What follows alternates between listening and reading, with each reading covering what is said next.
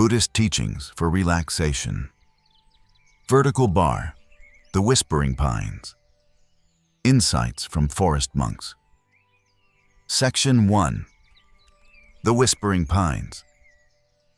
You step into a forest where monks walk in silence and listen to the wind. Hey guys, tonight we're going to explore some timeless Zen stories that have helped people find peace and relaxation for centuries. If your mind's been racing all day, these tales might gently pull you back to the stillness waiting within. In our busy lives, it's easy to forget that calm isn't out there. It's already yours to uncover. So before you get comfortable, take a moment to like the video and subscribe, but only if you genuinely enjoy what I do here.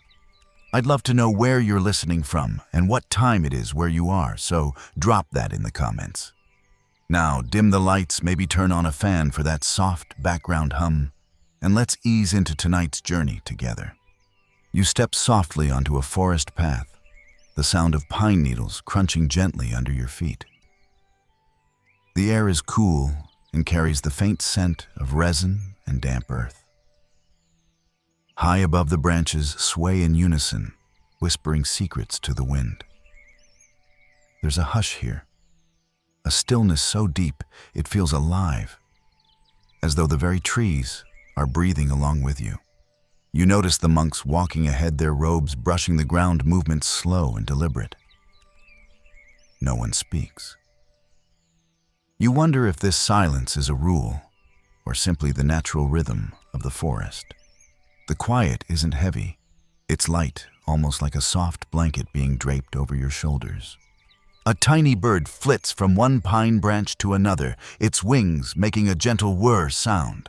You pause for a moment, watching as it lands, and tilts its head, as though curious about your presence.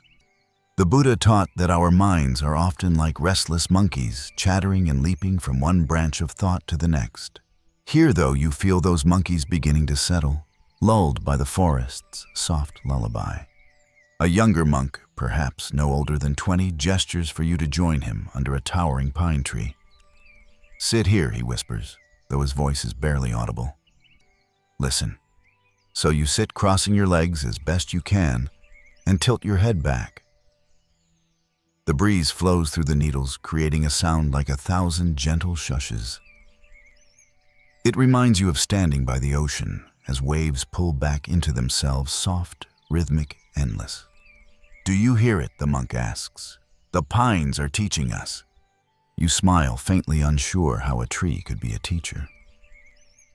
But the monk closes his eyes and breathes deeply, his face serene. In Zen, there's a story of a master who once asked his student, "Do you hear the sound of the stream?" The student replied, "Yes." The master said, "That is the way." You wonder what would happen if you stopped trying to make sense of every sound and simply allowed yourself to be carried by it. A pine cone drops somewhere behind you with a soft thud.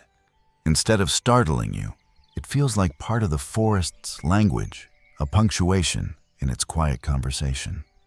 The monk opens his eyes. "Most people listen with their minds," he says softly. "Try listening with your whole body. Feel how the wind wraps around you, how the earth holds you steady. There is no need to reach for peace. It is already here." You take a slow breath, feeling your shoulders loosen as you exhale. The scent of the pines fills your nose, earthy and clean. You hadn't realized how tight your jaw was until now, and you let it relax. In this moment, you notice that the thoughts you carried here, the errands, the worries, the noise, are still there, but softer, as though wrapped in cotton. The monk smiles gently. "Stay here, listen longer. Let the forest do what it does best." And so you do. Section 2. A bamboo path. A gentle breeze guides you as you walk toward a hidden monastery. You rise slowly, brushing pine needles from your palms, and follow the monk as he steps lightly down a narrow trail. The path winds gently through the forest, flanked on both sides by tall, whispering bamboo. Their slender stalks sway in the breeze, knocking against each other with a soft, hollow sound like nature's wind chimes. The air grows cooler here, and the sunlight filters through in dappled patches, painting the earth with shifting patterns of light and shadow. You hear the faint gurgle of water somewhere nearby, and with each step, the sound grows clearer, as though the forest itself is guiding you forward. The monk pauses to point out a small carving on one of the bamboo stalks. It's a simple symbol, a circle brushed lightly into the green surface. Enso, he says, his voice barely above a murmur. A Zen symbol. It means many things: emptiness, completeness, the beauty of imperfection. Some monks spend years meditating on it. You trace the circle with your eyes, and for a moment it feels as if the bamboo itself is breathing. The Buddha once said that walking meditation can be as profound as sitting. Each step you take here feels intentional. You're not in a rush to reach the monastery. You're simply walking aware of the cool earth beneath your feet and the faint scent of wet leaves in the air. As the trail bends, a gentle breeze sweeps through, carrying with it the soft rustle of bamboo leaves. It's almost musical, like thousands of tiny fingers brushing together. Did you know, the monk says suddenly, that some monks listen to the wind to calm their thoughts? They let the sound wrap around them like a warm blanket until the mind grows quiet. You consider this as you walk. What would it be like to let your thoughts drift away on the breeze, like petals carried downstream? The bamboo thins, and the path opens into a clearing. Ahead, you catch your first glimpse of the monastery wooden buildings with gently curved roofs nestled against a backdrop of pine-covered hills. Smoke rises from a distant chimney, twisting lazily into the sky. You pause at the edge of the clearing, taking in the scene. The air feels different here, still and deep, as though the monastery breathes with a rhythm all its own. The monk notices your hesitation. The monastery isn't a place for answers, he says softly. It's a place for listening. Are you ready to listen? A butterfly drifts past its wings, flashing pale gold in the sun. You watch it land on a bamboo leaf and rest there completely still. In Zen tradition, there's a story of a student who asked his master, "What is Zen?" The master replied, "Walking along this path, listening to the wind, seeing the butterfly, that is Zen." You wonder, how many moments have you walked past like this in your own life? Too caught up in thought to notice their quiet beauty. "Shall we continue?" the monk asks.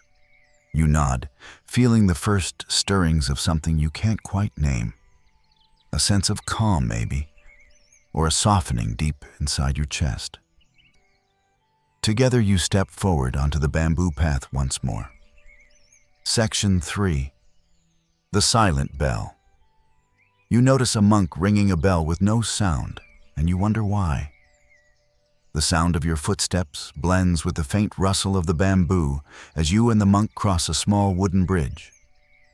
Below, water slips over smooth stones, its gurgle quiet and steady like a lullaby. The path curves again, and soon the tall bamboo gives way to pine trees. Their trunks stand like ancient sentinels, their needles carpeting the ground in soft green-brown layers. As you approach the monastery gate, you see another monk standing nearby. He is older, his robe a deeper shade of brown, and in his hand he holds a wooden mallet. Before him hangs a bell, a large bronze one with delicate engravings of lotus flowers and swirling clouds. The old monk raises the mallet with care and brings it down gently against the bell, but to your surprise, there is no sound. You pause, frowning slightly. Did you imagine it?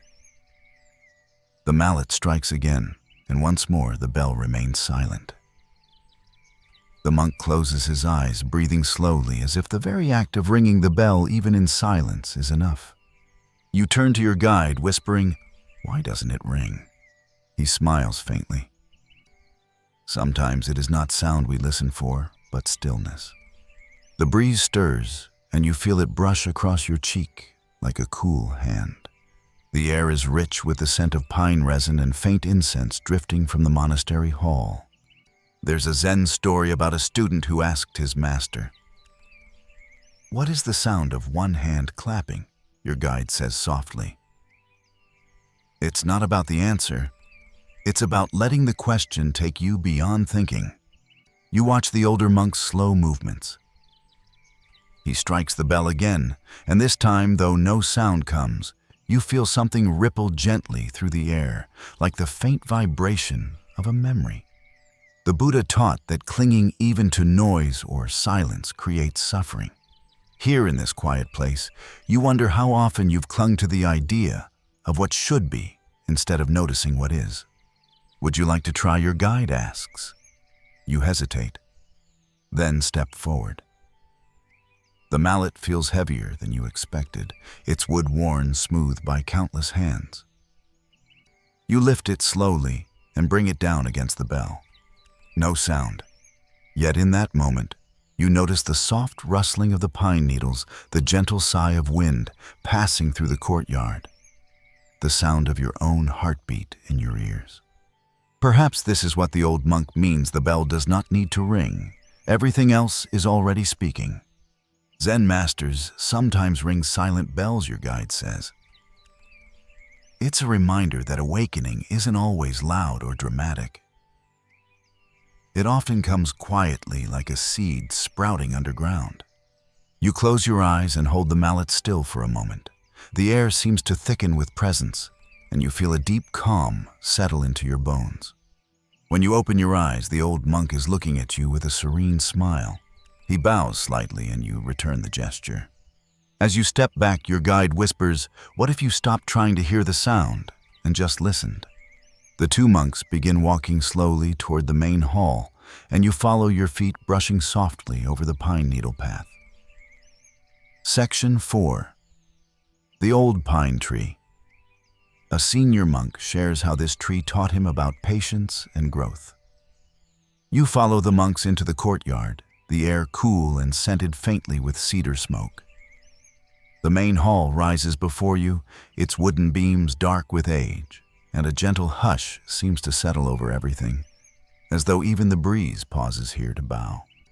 To the side of the hall, a massive pine tree towers into the sky. Its bark is thick and gnarled, its branches reaching out like weathered arms embracing the world. The needles glisten faintly in the filtered sunlight, and at its base sits a senior monk cross-legged on a flat stone. His robes are faded from years of sun and rain, and his posture is perfectly still like the tree behind him. Your guide pauses and gestures toward the monk. "This is Master Daiichi," he says softly. "He has tended this pine tree for nearly half a century." You approach carefully, feeling a subtle pull, as if the tree itself is inviting you closer.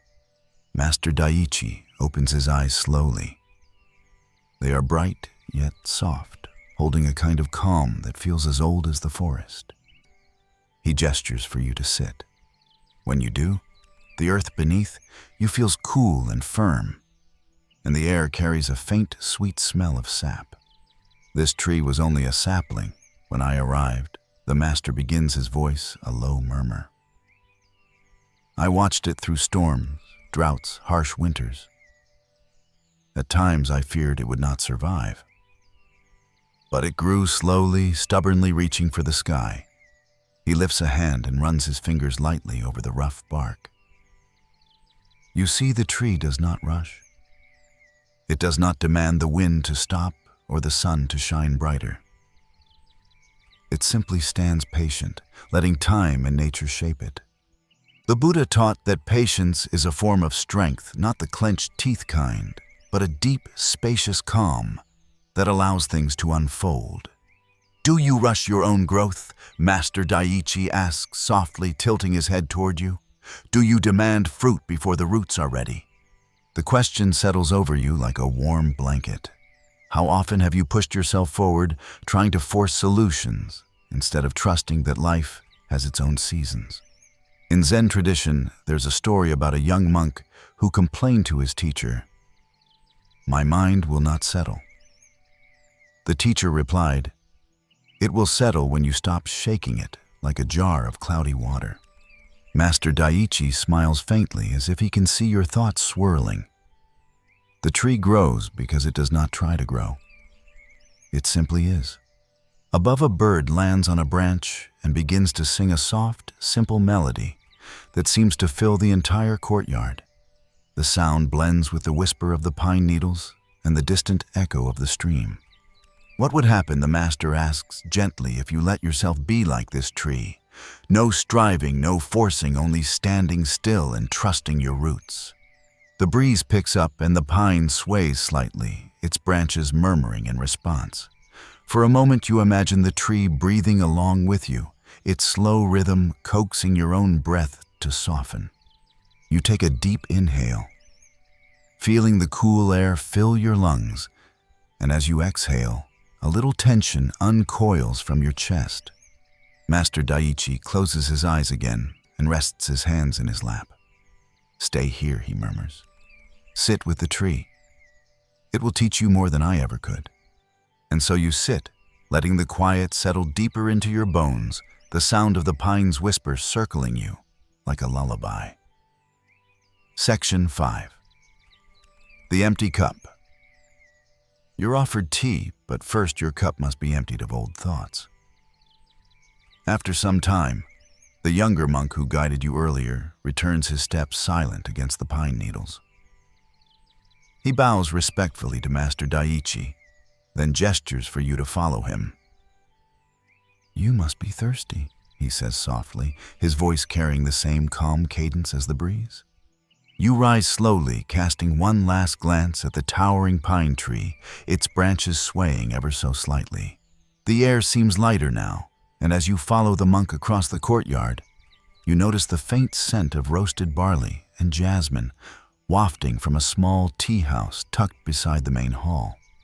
The door slides open with a gentle creak, and you step into a warm space filled with the soft glow of paper lanterns. Tatami mats line the floor, and a low wooden table sits in the center, already set with 2 delicate porcelain cups. The monk motions for you to sit. "Before we drink," he begins, lifting a small clay teapot. "There's something I must show you." He pours a stream of steaming tea into your cup. The fragrant liquid rises, swirling with curls of mist. But he doesn't stop pouring. The tea reaches the brim, then overflows, spilling onto the saucer and dripping onto the mat below. You start to protest, but he smiles and sets the teapot down. "Your mind," he says gently, "is like this cup already full." You stare at the spilled tea, the rising steam curling between you like a silent question.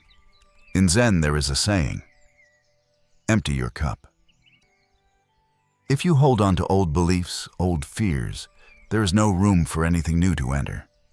The Buddha taught that clinging not to just material things, but to ideas and habits keeps us trapped in suffering.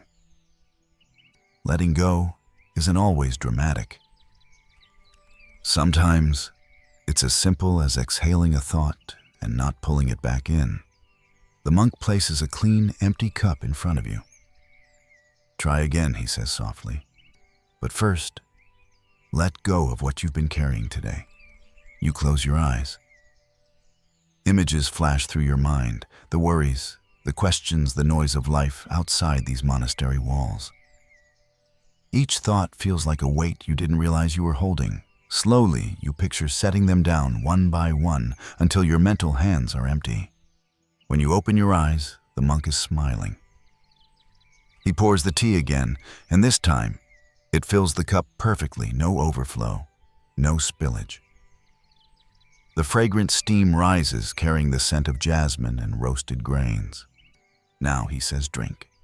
You lift the cup, feeling its warmth seep into your fingers.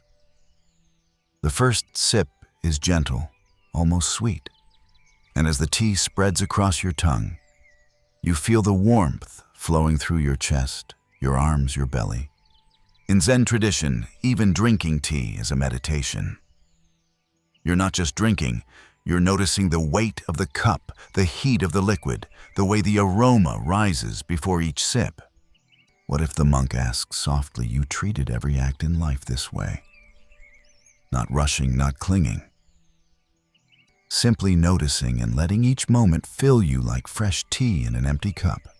A breeze flutters through the open window, stirring the paper lanterns, and for a moment, you hear the faint murmur of the pine trees outside. The monk takes his own sip, his eyes half closed in contentment. Most people believe their lives are lacking something, he says.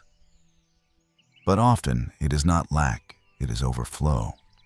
Too many thoughts, too many fears, too much noise. You let his words settle as you take another slow sip, the warmth of the tea sinking deep into your being.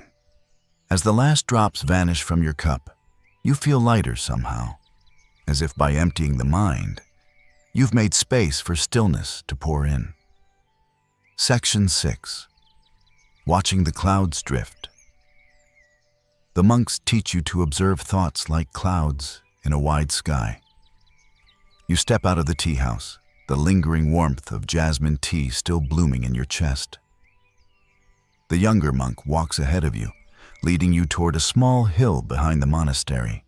The air grows cooler as you climb the winding path, and the sound of the wind weaving through the pine needles grows softer, more distant, like a memory fading into stillness. At the hill's crest, the land opens into a wide, grassy clearing.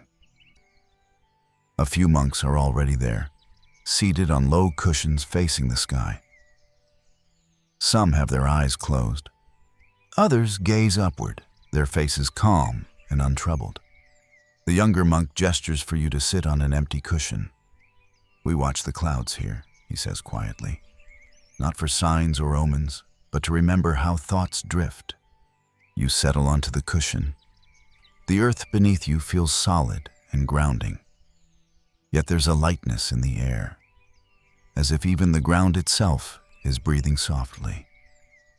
Above, the sky stretches wide and endless, its pale blue scattered with drifting clouds, some thick and heavy like blankets, others thin as silk threads. The monk sits beside you. "Most people think their minds must be still to find peace," he says. "But in Zen, we don't fight the thoughts. We watch them." You tilt your head back, letting your gaze soften.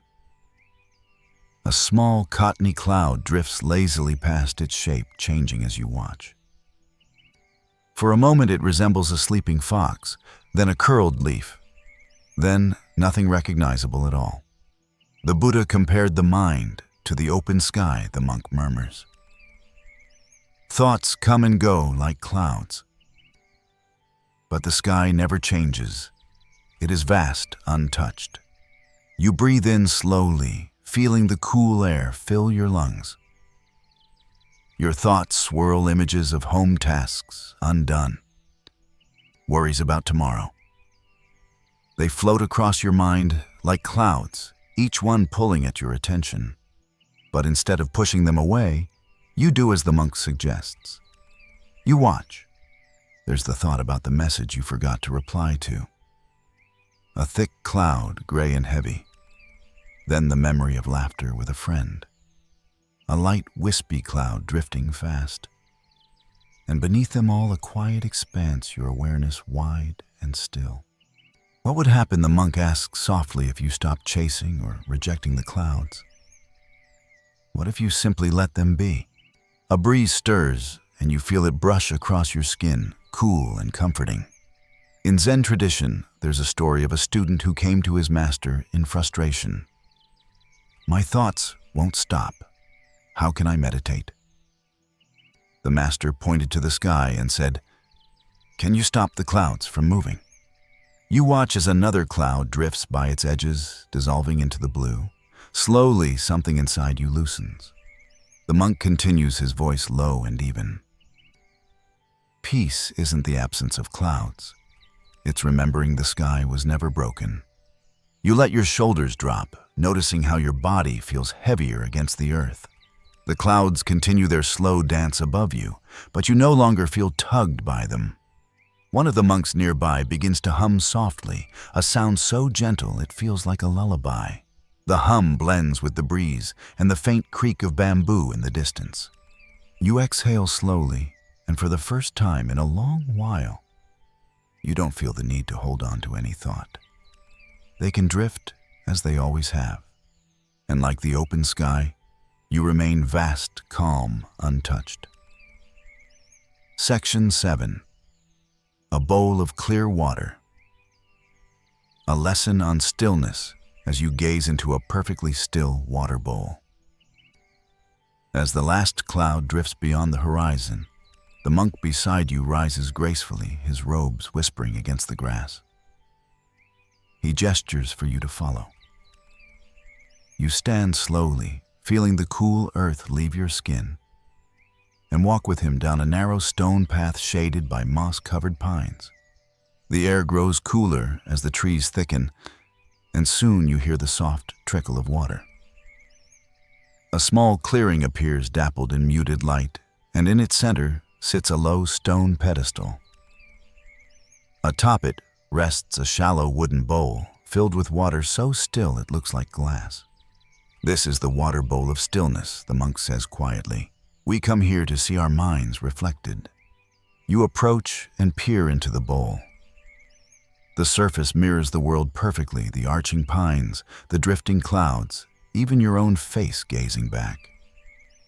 A faint breeze stirs and ripples spread across the surface, distorting the image into shifting fragments. The monk kneels beside the bowl and places a finger lightly on its edge. The water quivers, sending more ripples across the reflection. In Zen, the mind is like water, he murmurs. When disturbed, it cannot reflect clearly, but if left still, it mirrors everything perfectly. You kneel beside him, watching as the ripples fade. Slowly, the reflection returns steady and whole again. The Buddha taught that in the stillness of the mind, we can see reality as it truly is, free of distortion, free of grasping. Most people spend their lives stirring the water, the monk continues. Every thought, every fear, every craving is like a pebble tossed in. The more we throw, the more the surface breaks apart. You glance down at your reflection, noticing the faint furrow in your brow. How many pebbles have you thrown today alone? What would happen, the monk asks softly, if you stopped tossing stones? For a moment you imagine doing just that, letting the thoughts and fears settle on their own. The idea feels strange, but also oddly comforting, like setting down a heavy bag you didn't realize you were carrying. The monk dips a small ladle into the water and pours it back gently, careful not to disturb the surface. In still water, even the smallest star is reflected. In stillness, even the faintest truth becomes clear. You close your eyes and take a slow breath. The air feels heavier here, rich with the scent of damp earth and pine needles. A faint drip of water echoes nearby, and you imagine it falling into the bowl, sending quiet circles outward. When you open your eyes, the surface of the water is perfectly still again. Your reflection looks calmer somehow, as if the bowl has absorbed some of your restless energy. The monk stands his movements unhurried. Let's leave the water undisturbed, he says softly. It will keep teaching even in silence. You rise, casting one last glance at the bowl. Its surface gleams in the muted light, smooth as polished stone. For the first time in what feels like days, your mind feels the same. As you step back onto the path, you hear the faint murmur of the forest. Somewhere nearby, a bird sings a high lilting note that seems to float on the still air, like a whisper. Section 8. Lanterns in the Mist. The forest fills with lantern light, and a story about finding clarity emerges. As the path winds away from the water bowl, the forest deepens, and a thin mist begins to curl between the trees. It clings softly to your skin like silk, cool and damp, carrying the faint scent of moss and wet pine. The sun has begun its slow descent, and in the shifting light, everything feels quieter, like the world is holding its breath. The monk walking beside you carries a lantern, its paper walls painted with delicate brushstrokes of plum blossoms and cranes. With each step, its faint glow flickers, casting soft patterns on the forest floor. You notice more lanterns ahead swaying gently from low branches. Their warm light blooms in the mist, soft and inviting, like little moons scattered through the woods. These lanterns guide us when the path grows unclear, the monk says quietly, just as wisdom lights the way when the mind is clouded. You pause to watch the lanterns, their soft orange glow bleeding into the white mist. For a moment it feels as if you're standing in a dream, halfway between waking and sleep. In Zen tradition, there is a story of a traveler caught in a dense fog. Disoriented and afraid, he stumbled until he saw a faint lantern in the distance. Following its light, he found his way home. Later, the master told him, clarity is not the absence of mist, it is knowing where to place your foot next. The monk stops under a particularly large pine and hangs his lantern on a low branch. Our lives are often like this forest, he says. We can't always see the whole path. But if we follow the nearest light, we move forward. You think of the times you've stood frozen in indecision, waiting for the mist to clear before taking action. How much of your life has been spent waiting for perfect clarity? What if the monk asks gently you trusted the lanterns nearest to you, even if you can't see beyond them? The mist swirls thicker now, and the forest seems to hush in response. A soft breeze stirs, making the lanterns sway like breathing creatures. You take a careful step, then another, noticing how the glow of each lantern pools around your feet before fading into the mist ahead. The Buddha taught that wisdom is often revealed step by step, not in great flashes of lightning, but in quiet moments when the heart feels ready to listen. As you walk, the air grows warmer and the faint sound of chanting drifts through the trees, soft, melodic, like ripples spreading across still water. The monk leads you to a small clearing where several monks are placing lanterns in a circle. Each light adds to the glow, the mist catching and softening their brightness until the entire space feels bathed in a gentle radiance. Sit here, your guide says softly. You lower yourself onto the cool grass and gaze at the lanterns. Their light feels alive, as if it's humming faintly, seeping into your skin. For a while, no one speaks. You listen to the faint crackle of wicks and the occasional sigh of the forest. Slowly, you feel your breath lengthen your shoulders, relax. In this glow, the mist doesn't feel heavy anymore. It feels protective, like a soft veil, shielding you from the noise of the world beyond. Remember, the monk whispers, the lantern is not afraid of the fog. It shines anyway. And for a moment, you feel something inside you flicker, a tiny glow in the heart of your chest, steady and warm. Section 9. The Laughing Monk. A quirky monk tells you why laughter can also be a form of meditation. The glow of the lanterns fades behind you as the monk leads you along a narrow trail deeper into the forest. The mist has begun to thin now, and the faint sounds of the monastery, the bell, the soft sweep of robes, have melted away. Here, all you hear is the crunch of pine needles underfoot and the occasional creak of trees swaying in the breeze. As you round a bend, the faint sound of laughter drifts toward you. It's not loud or jarring. Rather, it's light and bubbling, like water tumbling over stones. The sound feels out of place in the serene forest, yet strangely, it doesn't disturb the quiet. Instead, it seems to belong here like the breeze or the rustling leaves. Ahead, you see a monk sitting cross-legged on a large, flat rock, his shoulders shaking as he laughs softly to himself. His robe is loosely tied, and his round face glows with an almost childlike joy. This is Brother Haku, your guide says with a small smile. He teaches through laughter. Brother Haku notices you and waves cheerfully, beckoning you closer. You approach cautiously, unsure if you're interrupting something sacred. Come sit, he says warmly. His voice is rich and melodic, carrying a faint echo of amusement, even in its stillness. You sit on a smaller rock opposite him, and for a moment, he studies you with bright, twinkling eyes. Most visitors arrive here so serious, he says.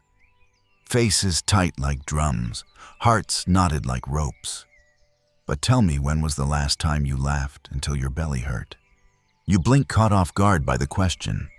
You search your memory, but the answer doesn't come easily. Haku chuckles, clapping his hands once. You see, we've been taught that the spiritual path must be solemn. But Zen is not always about stern faces and deep frowns. Sometimes it's about letting go so deeply that you can laugh at yourself. The Buddha once said that joy is not opposed to awakening. In fact, a light heart may be the surest sign of wisdom. Haku leans forward slightly, his smile widening. Would you like to try a small practice? You nod hesitantly. Good, he says. Breathe deeply, let the air fill your belly like a balloon. Now, force out a laugh. You hesitate, feeling foolish. But Haku's own laughter bubbles up again, warm and infectious. You manage a small chuckle. Louder, he encourages. So you laugh again, this time louder. It feels strange at first, awkward and artificial. But then, for reasons you can't explain, it begins to feel real. The sound bursts from your chest in waves, surprising you with its warmth. Haku joins in, and soon the two of you are laughing together, the sound echoing through the pines like a chorus of wind chimes. When you finally stop, your cheeks ache and your chest feels light. The forest seems brighter somehow, as though even the trees have joined in the joy. Did you feel it? Haku asks softly. For a moment, no past, no future, no thoughts, only this. You nod slowly, still catching your breath. There's a story, he says, of a monk who spent years seeking enlightenment. One day he tripped over a stone, landed flat on his back, and began to laugh. In that laughter, he awakened. You think about how tightly you've held yourself in the past, bracing against life's troubles, believing that only effort could bring peace. What if laughter could open the same door? Zen masters might ask, Haku says with a playful wink, what's the sound of the universe laughing? Perhaps it sounds just like you. The breeze stirs again, and you hear the pine needles above you, whispering their soft rustle, almost like faint giggles. Go on now, Haku says, waving you off. Carry that lightness with you. The forest will feel it too. As you stand to leave, you realize your body feels looser, freer, like the laughter shook something loose deep inside you. Section 10. Sitting by the stream.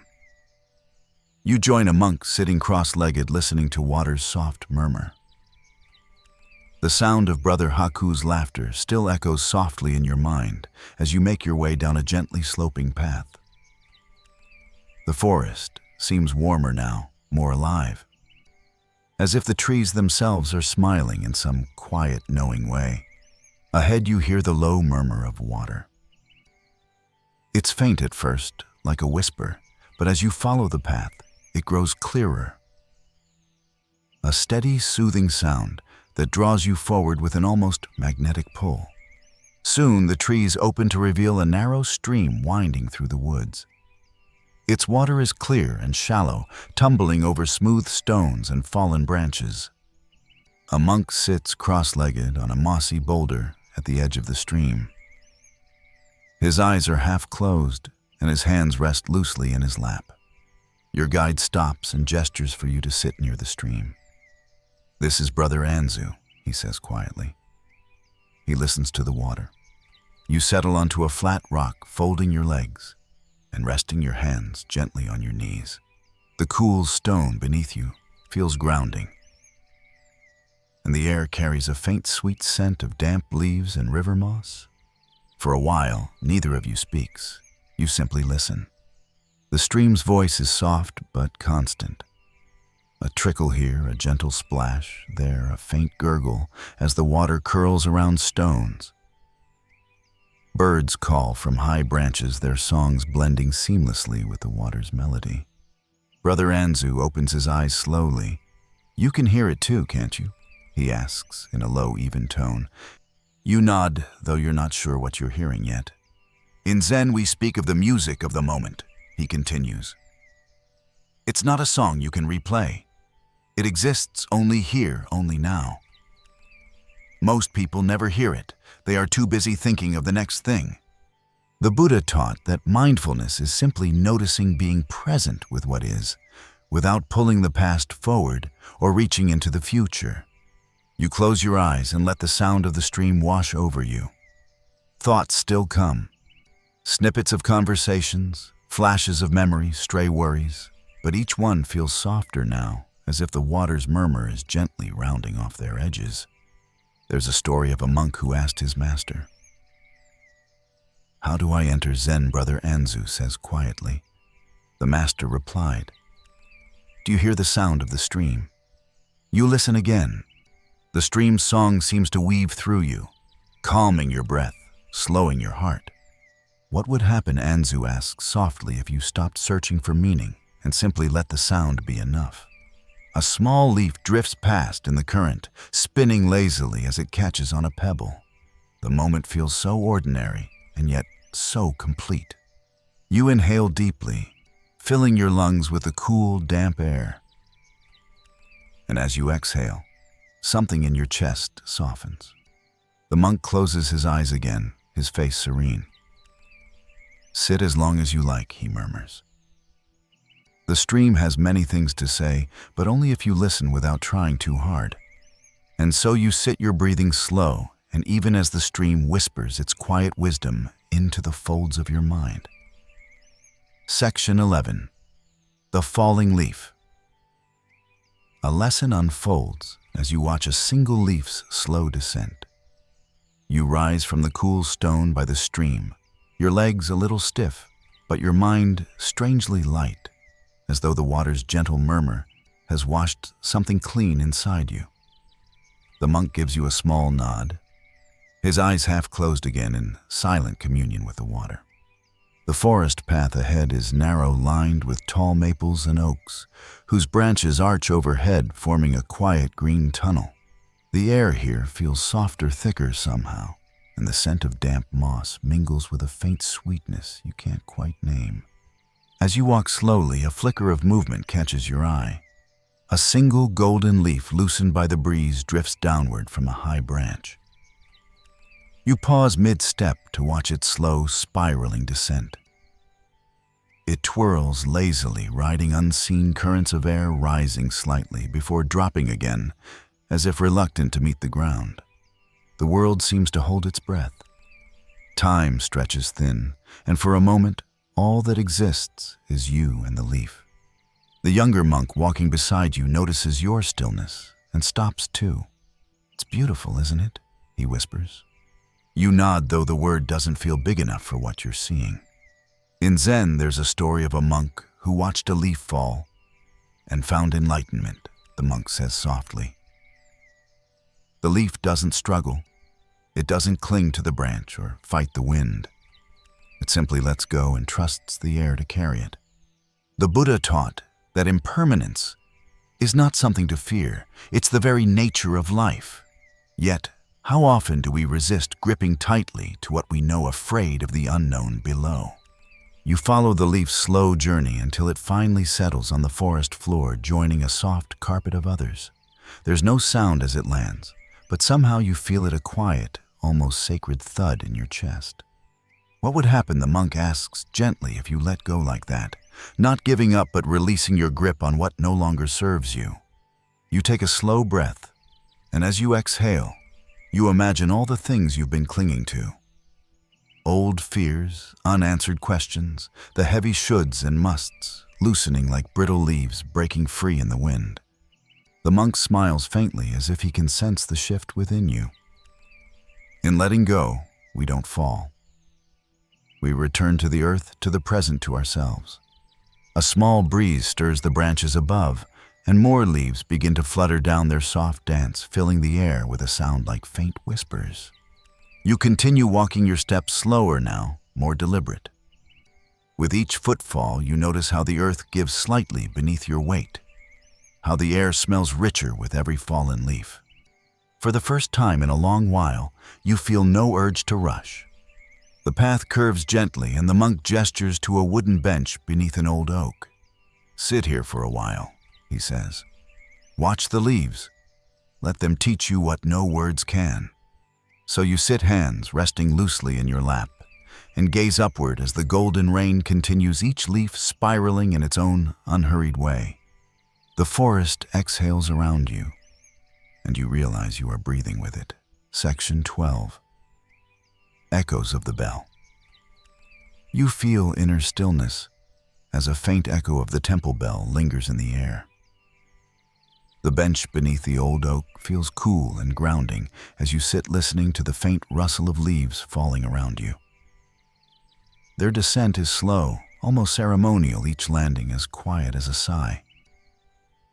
You close your eyes for a moment, letting the forest hold you in its calm embrace.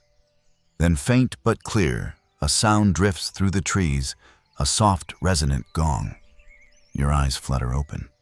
The echo of the monastery bell rolls gently across the forest, a deep, lingering tone that seems to vibrate in your chest. It's not loud or intrusive. Instead, it feels like a ripple moving outward, touching everything in its path. You turn slightly toward the sound, though the monastery is hidden by the trees now.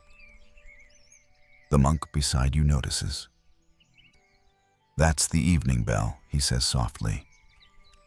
"It's not meant to call us to action. It's meant to call us inward." Another gong sounds softer this time as it fades into the thickening air. In Zen practice, bells are often used to mark transitions, not just between hours or tasks, but between moments of distraction and moments of awareness.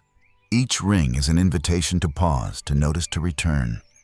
You close your eyes again and listen. The echo lingers in your mind long after the sound has faded. It feels almost alive, curling into the folds of your thoughts like a soft breeze through open windows. There's a teaching the monk continues, that the bell doesn't just ring in the air. It rings in the heart. The sound may fade, but the stillness it leaves behind remains. You take a slow breath, holding it for a moment before exhaling fully. Your body feels heavier, but not in a burdensome way. It's the heaviness of roots sinking deep into the earth. The Buddha once taught that peace is not created by silencing the world, but by listening deeply to its quiet rhythms. Somewhere in the forest, a bird calls 3 rising notes that fall silent as the bell's memory stretches on. What would happen, the monk asks gently, if you let yourself become like the bell hollow and open, allowing sound and silence to pass through without clinging to either? The idea stirs something in you. How much of your life has been spent clutching at sound words, noise thoughts, afraid of the quiet that follows? The monk rises slowly, his movements unhurried. "Come," he says softly. "The bell has finished its song. Let us walk in its echo." You stand and follow each step, muffled by the forest floor. The air feels different now, thicker, more resonant, as if the bell's sound is still vibrating faintly all around you. And as you walk, you notice the quiet is not empty at all. It is full of soft things, the creak of branches, the sigh of wind, the sound of your own breath weaving gently with it all. For the first time, you feel no need to speak, no need to think. You are simply here, walking in the wake of the bell's call. Section 13. The Sleeping Fox. A forest tale about a fox and the wisdom of restful awareness. The forest path narrows, and the trees grow closer together, their branches arching overhead like a natural cathedral. The air is cooler now, heavy with the scent of pine needles and rich soil. You walk in silence, the bell's lingering echo still vibrating faintly in your chest, a quiet hum beneath your breath. As the path bends, you notice a small clearing ahead, where sunlight pools on the forest floor. In the center of the light lies a fox, its red fur glowing softly in the golden glow. Its body is curled tightly, nose tucked beneath its bushy tail ears, flicking lazily at the occasional buzz of insects. The monk beside you pauses and holds up a hand, signaling for you to stop. "Watch," he whispers. You remain still, barely breathing, as the fox shifts slightly in its sleep. Its chest rises and falls with a slow, deep rhythm, so steady it feels like the whole forest is breathing with it. In Zen, the monk says softly, "There's a story about a fox who became enlightened simply by sleeping." You glance at him, curious. They say the fox spent years chasing enlightenment, running through forests, climbing mountains, crossing rivers. But no matter how hard it tried, peace seemed to slip away. The monk smiles faintly. Finally exhausted, the fox curled up beneath a tree and fell into a deep sleep. And in that moment of total rest, it awakened. The Buddha once taught that striving too hard for stillness is like shaking a jar of water to make the sediment settle. It only stirs things up more. The fox shifts again, stretching its back legs before settling deeper into its warm cocoon of fur. A bird sings high in the trees, its melody lilting and sweet, but the fox doesn't stir. What would happen, the monk asks gently, if you stopped striving so hard to quiet your mind? What if you allowed yourself to rest completely and without effort? You take a slow breath, feeling the tightness in your shoulders begin to soften. The monk kneels slowly, his robes brushing the forest floor. "Rest isn't laziness," he says quietly. "It's trust. Trust that the earth will hold you. Trust that life will go on without your constant effort." You watch the fox's slow breathing and feel something shift inside you. All this time you've thought peace was something to earn, something waiting at the end of effort. But what if it's already here, waiting for you to simply stop and notice? A gentle breeze stirs the clearing, carrying the earthy scent of moss and pine. The sunlight flickers through the leaves above, casting shifting patterns on the sleeping fox. You close your eyes for a moment and let yourself feel the forest's slow rhythm, the steady pulse of life that continues whether you are moving or still. When you open your eyes, the fox is still there, breathing deeply, its face calm and untroubled. Perhaps, the monk murmurs, the fox is not just sleeping. Perhaps it is teaching us how to be. You linger a moment longer, then rise slowly as the monk motions for you to follow. You leave the fox undisturbed, its soft breaths blending into the quiet symphony of the woods. As you step back onto the path, you feel a little lighter, as though some unseen weight has slipped from your shoulders. Section 14. Footprints in the sand.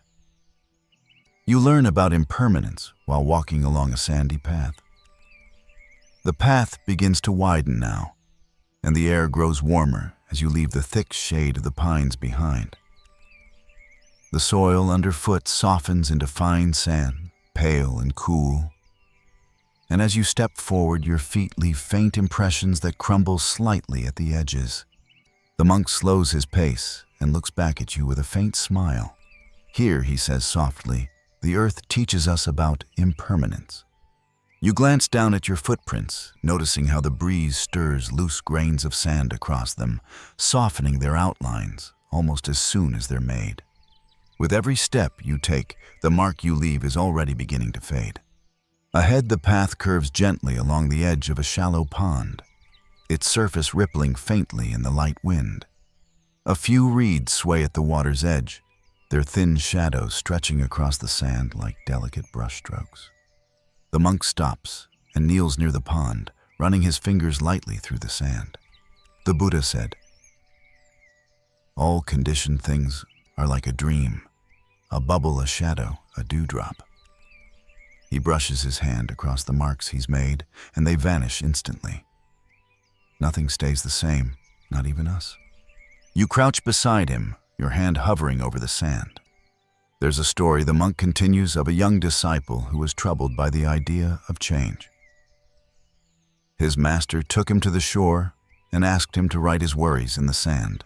As the student finished, a wave rolled in, washing the words away. You drag a finger lightly across the sand, drawing a single curved line. A faint breeze stirs scattering grains across the mark until it disappears completely.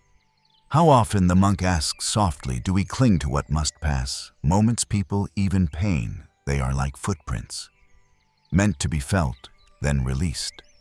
You stare out over the pond, its surface broken by a single drifting leaf. The thought of impermanence has always felt heavy to you, but here in this quiet place, it feels different. Not like a loss, but like a gentle truth. The sand beneath your fingers feels cool and soft. You let a handful slip through your open palm, watching the grains fall in a slow, steady stream. Zen masters might say, the monk murmurs, you can't hold sand too tightly. The tighter you grasp, the more it slips away. You glance at the path ahead where your earlier footprints are already vanishing, blurred by the shifting breeze. And for the first time, you feel no need to press them deeper or preserve them. Walk gently, the monk says, rising to his feet. Leave no trace but your presence in this moment. You stand and follow each footfall light against the sand, knowing that by the time you look back, the earth will have smoothed itself over again. And somehow, the thought doesn't make you sad. It makes you feel free. Section 15. The fragrant tea. A monk explains mindfulness over a cup of steaming jasmine tea. The sandy path gives way to smooth stone steps leading up to a small wooden tea house nestled beneath an ancient camphor tree. Its curved roof is edged with moss, and paper lanterns hang from the eaves, their gentle glow flickering in the dimming light. The scent of jasmine wafts faintly through the air, mingling with the earthy fragrance of damp wood. The monk gestures for you to enter, sliding the door open with a soft creak. Inside, the air is warm and fragrant, carrying the soothing aroma of steeping tea leaves. A low table sits near the center of the room, set with 2 delicate porcelain cups and a small clay teapot. An elderly monk is already seated there, his posture graceful and still, as though he has been waiting for you. He looks up and smiles softly, his eyes crinkling at the corners. Please, he says, his voice like silk, sit and share a cup of tea. You lower yourself onto a cushion across from him. The younger monk bows slightly and slips out, leaving you in the quiet company of the tea master. The old monk lifts the teapot carefully, his hands steady despite their age. Jasmine, he murmurs, light, delicate, and yet its fragrance lingers long after the cup is empty. Steam curls upward in soft tendrils as he pours the pale golden liquid filling your cup. In Zen, even tea is a teacher, he continues. It asks us to slow down to notice. You wrap your hands around the warm porcelain. The surface is smooth, comforting, and the heat seeps gently into your fingers. You lift the cup closer, inhaling the sweet floral scent before taking a small sip. The tea is light and fragrant, its warmth spreading through your chest like sunlight on a cool morning. There is a saying, the monk says softly when drinking tea, just drink tea. No past, no future, only this sip, this moment. You take another slow sip, feeling how your breath naturally lengthens. Even the smallest details, the weight of the cup, the faint clink as you set it down, seem to glow with quiet significance. The Buddha taught that mindfulness is not confined to meditation cushions or temples. It can be found in the simplest acts, walking, breathing, even drinking tea. Most people rush. The monk continues, his eyes soft. They gulp their tea and their lives always reaching for the next thing. But tea does not rush to cool or grow cold. It simply is. You pause with the cup halfway to your lips. What would your days feel like if you lived them the way you are drinking this tea? Slowly, fully, with nothing pulled ahead or pushed behind. The monk smiles as if reading your thoughts. Zen masters sometimes ask, can you taste the tea? Or are you tasting your thoughts about tea? You take a breath and sip again, more slowly this time. The floral notes feel richer, and for a moment your mind goes still. The monk refills your cup, the faint sound of liquid pouring into porcelain almost musical in the silence. When you are fully present, he says even tea becomes a doorway to peace. Outside, a breeze stirs the branches of the camphor tree and sunlight filters through the paper screens in shifting patterns. You notice the warmth in your chest, the steady rhythm of your heartbeat, the soft hum of life within and around you. Finish slowly, the monk whispers, and as you leave, carry this calm with you. Let each moment steep like tea, releasing its fragrance in its own time. You nod and take one final sip, the taste lingering even as you set the empty cup gently on the table. Section 16. The Monk and the Moon. You reflect on simplicity while watching the moon rise with a monk. You step out of the tea house into the cool evening air, your palms still tingling faintly from the warmth of the porcelain cup. The forest has grown hushed now. The earlier sounds of birdsong and wind replaced by a gentle, expectant quiet. Overhead, the first stars begin to pierce the deepening blue sky like pinpricks of light. The younger monk is waiting for you near the stone steps, holding a small lantern. Without a word, he leads you along a narrow path that winds upward toward a low hill.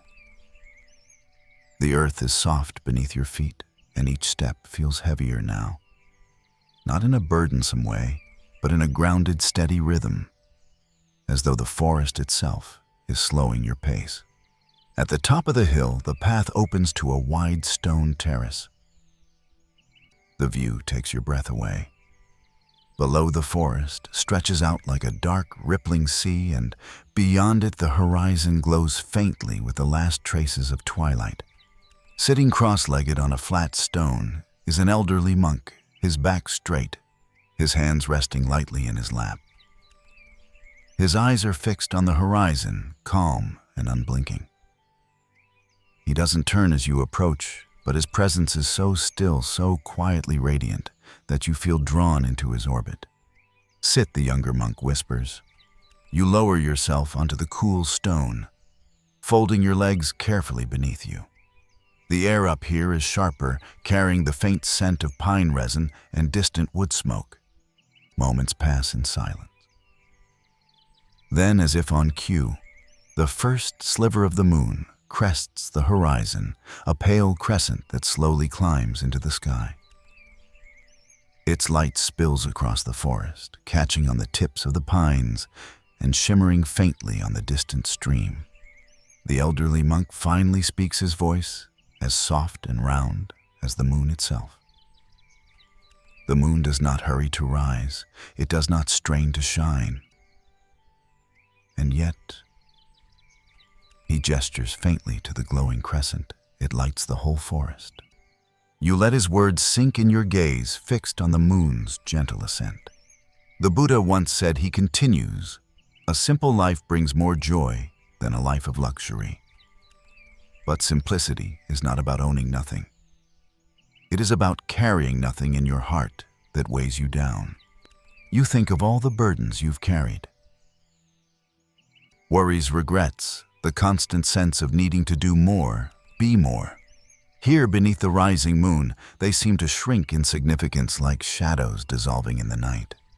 In Zen tradition, there is a story of a master who pointed to the moon and told his students, "Do not mistake my finger for the moon. Look past the pointing and see its quiet light." The elderly monk tilts his head toward you. Most people spend their lives staring at fingers, chasing ideas, achievements, distractions. But the moon is always there, waiting for them to look up. You exhale softly, your breath misting faintly in the cool air. The forest below seems to breathe with you, its rhythm slow and unhurried. What would happen, the monk asks gently, if you let go of the noise and turned your face fully to the light?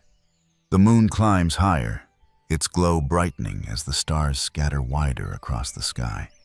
In its presence, the world feels softer, less urgent. You close your eyes for a moment and feel the light on your skin cool and calm, like a gentle hand resting against your cheek. The monk's voice drifts to you again, barely above a whisper. Like the moon, your heart was made to shine without effort. Be still and let it glow. You sit a little longer, your breath falling into a slow, steady rhythm that matches the quiet pull of the night. For the first time, in as long as you can remember, simplicity doesn't feel like something to strive for. It feels like your natural state. Section 17. The Last Lantern. The monks place the final lantern, and you're invited to release your worries. The moonlight follows you gently as you descend from the hill, its pale glow lighting the path in soft, silvery hues. The younger monk carries a lantern, once again its warm flicker dancing in rhythm with his slow, steady steps. As you near the monastery courtyard, you notice a quiet flurry of activity. Monks are moving carefully through the darkness, placing lanterns along the paths and trees and around the garden pond. Each one glows softly, a warm beacon in the cool night air. This is the night of the final lantern. The monk says, his voice hushed, as though speaking too loudly might disturb the calm, a time for setting down burdens. You follow him into the courtyard, where a small table has been set near the center. On it rests a single unlit lantern, its delicate paper walls painted with tiny lotus flowers. The head monk, Master Daiichi, whom you met earlier under the old pine, stands beside the table. He looks up as you approach, his face illuminated faintly by the glow of the surrounding lights. "Welcome back," he says softly. "Tonight we light this last lantern, not to brighten the world, but to let go of what dims our hearts." He gestures to the lantern. "We invite you to whisper into it all the worries, fears, and regrets you wish to set down. Then we release it, letting its light rise as a prayer for peace." You hesitate for a moment, your hands hanging loosely at your sides. What would you say? What would you release? Take your time. Master Daiichi murmurs, his eyes kind and steady. You kneel before the lantern, feeling the cool stone beneath your knees. Slowly you lean closer and whisper, not with your lips, but with your heart. You picture all the small and heavy things you've been carrying. The unfinished tasks, the mistakes replayed in your mind, the soft ache of longing for what has passed. Each one you lay gently in the lantern's paper walls. When you finish, you exhale deeply as though the very breath carries away some unseen weight. Master Daiichi steps forward and strikes a small flint. A spark leaps to life, catching on the lantern's wick. Slowly, the flame blooms its warm light, filling the paper walls until the lantern glows like a small sun. The monks gather in a loose circle, their robes brushing softly against the ground. Together they lift the lantern and step toward the pond. "Would you like to send it off?" Master Daiichi asks. You nod, stepping forward. The lantern feels almost weightless in your hands, its heat pulsing faintly against your palms. Kneeling at the water's edge, you set it gently on the surface. For a moment, the lantern wobbles, then steadies its reflection, shimmering in the still pond. The monks begin to hum softly, a low melodic sound that vibrates in the air like the deep note of a temple bell. The lantern drifts slowly from shore, its light growing smaller as it glides across the water. The Buddha said, Master Daiichi whispers behind you. Just as a lamp does not flicker in still air, so too the mind becomes steady when free from clinging. You watch as the lantern drifts farther, its glow, now a tiny star floating between water and sky. Then, with a soft flicker, it vanishes behind a curve in the pond, leaving only the rippling reflection of the moon. "How does it feel?" the monk beside you asks. You take a deep breath, feeling an unfamiliar lightness in your chest. "Like I'm breathing for the first time," you whisper. The monks begin to disperse, their footsteps soft against the stones, their lanterns glowing faintly as they return to their quarters. As you stand, Master Daiichi gives you a small nod. The lantern is gone, but the light remains within you. You glance once more at the pond. The water has stilled again, reflecting the moon's silver glow. And for the first time, you feel no desire to chase after the drifting light. It has gone where it needed to go, So have you. Section 18. A Whisper in the Pines. The forest whispers its final lesson. Peace has been with you all along. The courtyard has grown still now, the lanterns casting their warm glow in quiet pools of light. A faint breeze stirs the paper walls of the empty lantern frames, making them sway gently like breathing creatures. You stand for a moment, listening to the hush that has settled over the monastery, and then feel the younger monk at your side. "Come," he says softly. "There is one last place I want to show you." You follow him as he leads you away from the courtyard and back into the forest. The path is dimly lit by the moon, above its silver light spilling through the pine branches and catching on the tips of dew-covered needles. Each step feels softer than the last, as though the earth itself is carrying you forward. Eventually, the monk stops at a small clearing where the pines grow in a perfect circle. The breeze flows through their needles, creating a sound like the gentle rustle of silk. "This is where we listen to the forest," he whispers. "It is where many of us have heard our first true lesson in stillness." You step into the clearing and immediately feel the difference. The air here is thicker, almost humming with an energy you can't explain. The sound of the wind in the pines seems louder, fuller, as if the trees are whispering secrets to one another. You kneel in the grass, closing your eyes. At first, you hear only the usual forest sounds, the sigh of the wind, the faint creak of branches swaying. But as your breath slows, you begin to notice more: the rhythmic pattern of needles brushing against each other, the soft scurrying of a mouse through dry leaves, the distant call of an owl blending with the hush of night. The monk sits beside you, his voice barely more than a breath. The forest is always speaking. We only need to stop long enough to hear it. You remember Master Daiichi's words about the lantern, how its light remains even after it drifts away. You think of the fox sleeping soundly of the stream, whispering its quiet song of the moon, rising without effort to light the whole sky. In Zen, there is a story of a master who asked his student, "Where is the way to peace?" When the student could not answer, the master smiled and pointed to the sound of the wind in the trees. You take a slow breath, and the sound of the pines seems to seep into you, flowing through your chest and settling deep in your belly. For a moment, you feel as though you've been carrying the forest inside you all along, its calm, its rhythm, its quiet wisdom.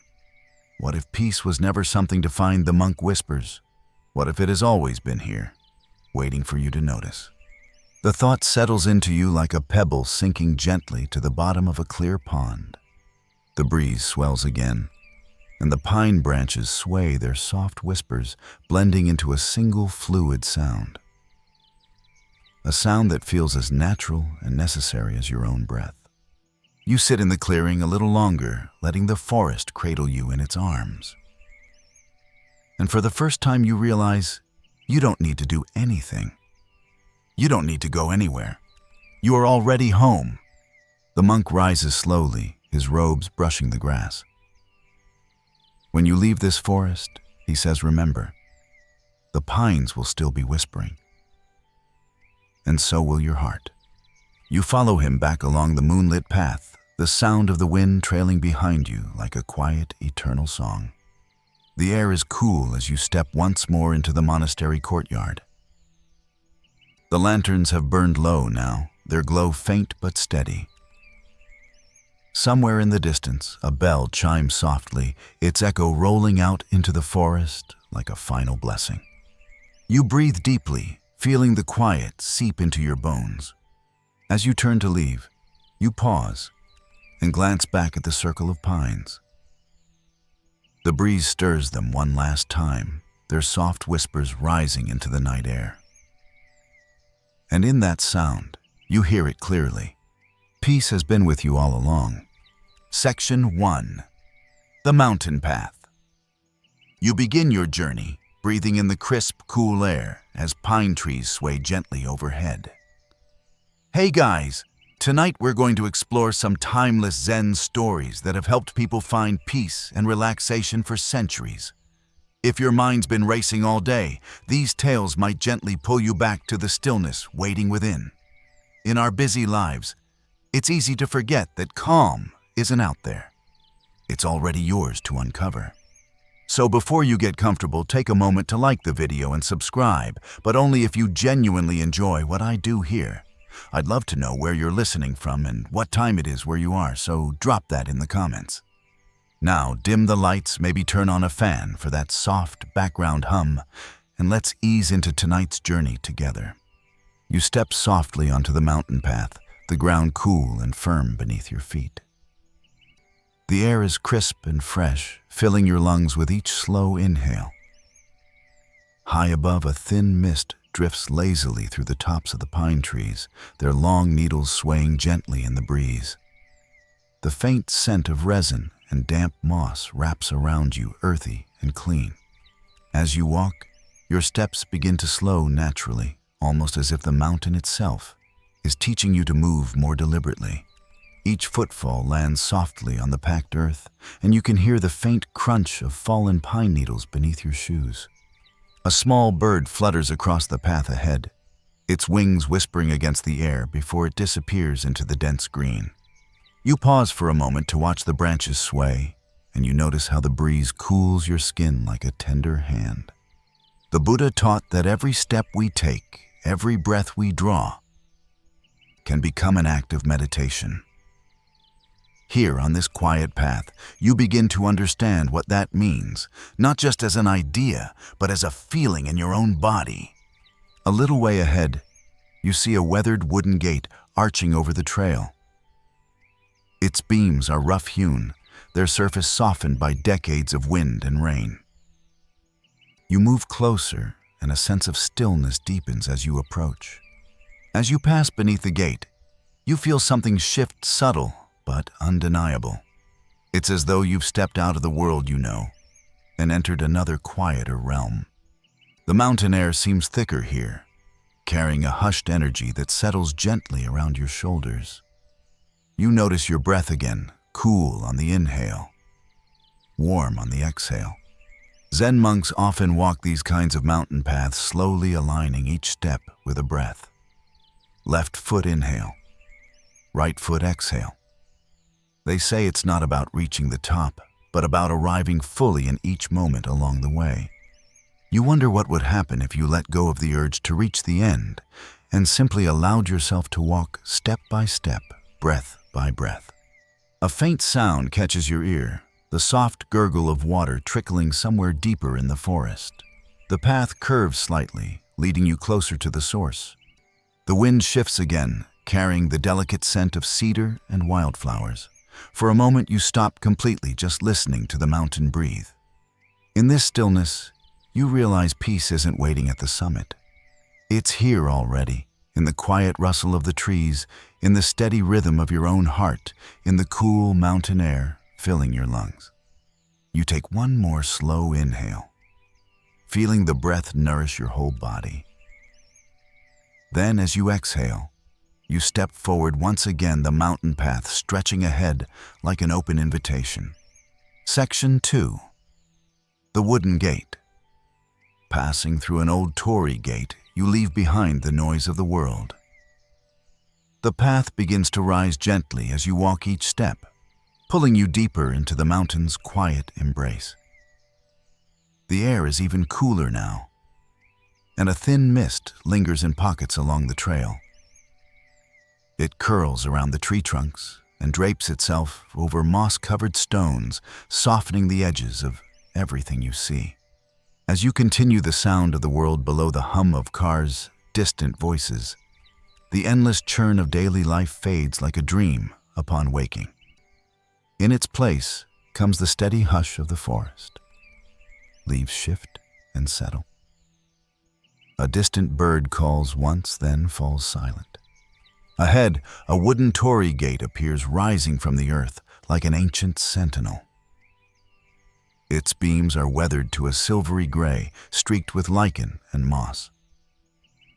The simple structure frames the trail ahead perfectly, and you notice how the mist beyond it thickens, as if the air itself is inviting you into another realm.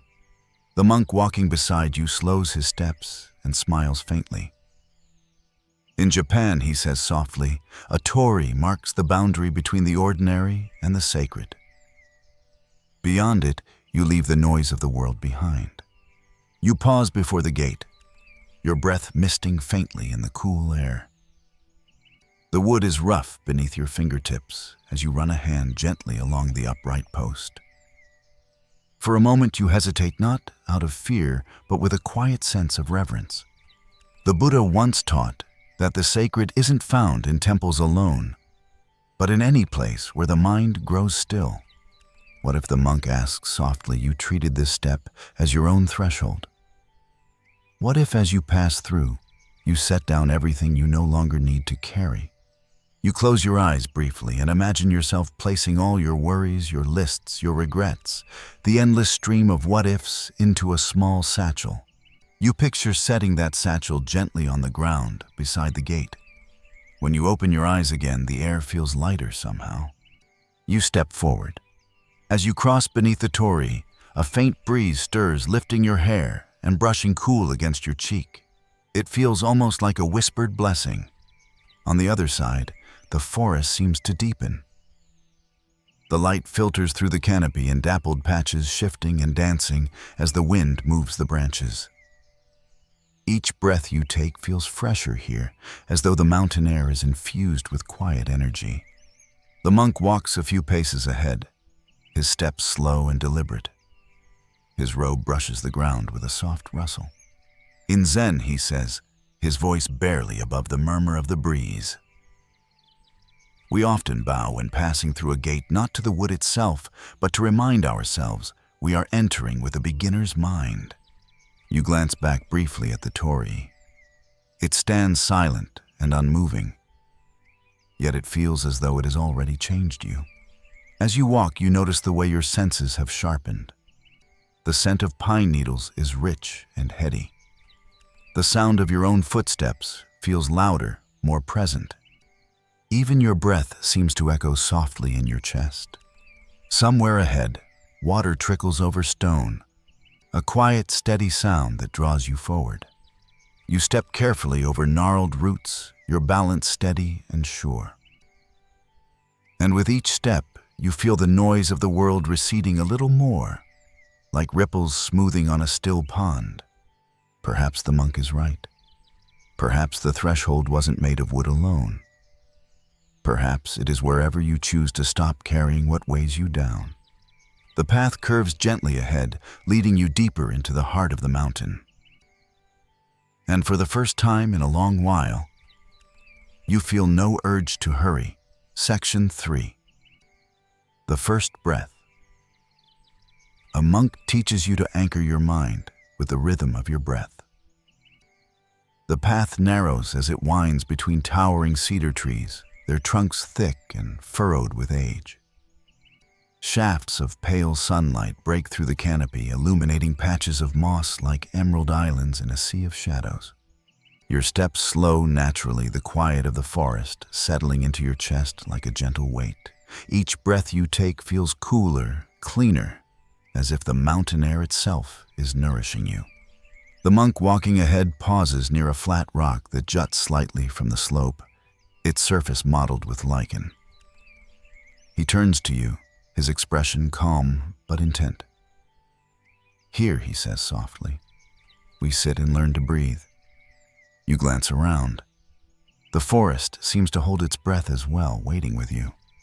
The monk lowers himself onto the rock with graceful ease, folding his legs beneath him. He gestures for you to sit nearby. You do so, feeling the cool earth beneath your hands as you settle cross-legged into place. For most of us, the monk begins the breath is something we barely notice. But the Buddha taught that watching the breath can be the key to calming the restless mind. He closes his eyes and places one hand gently on his belly.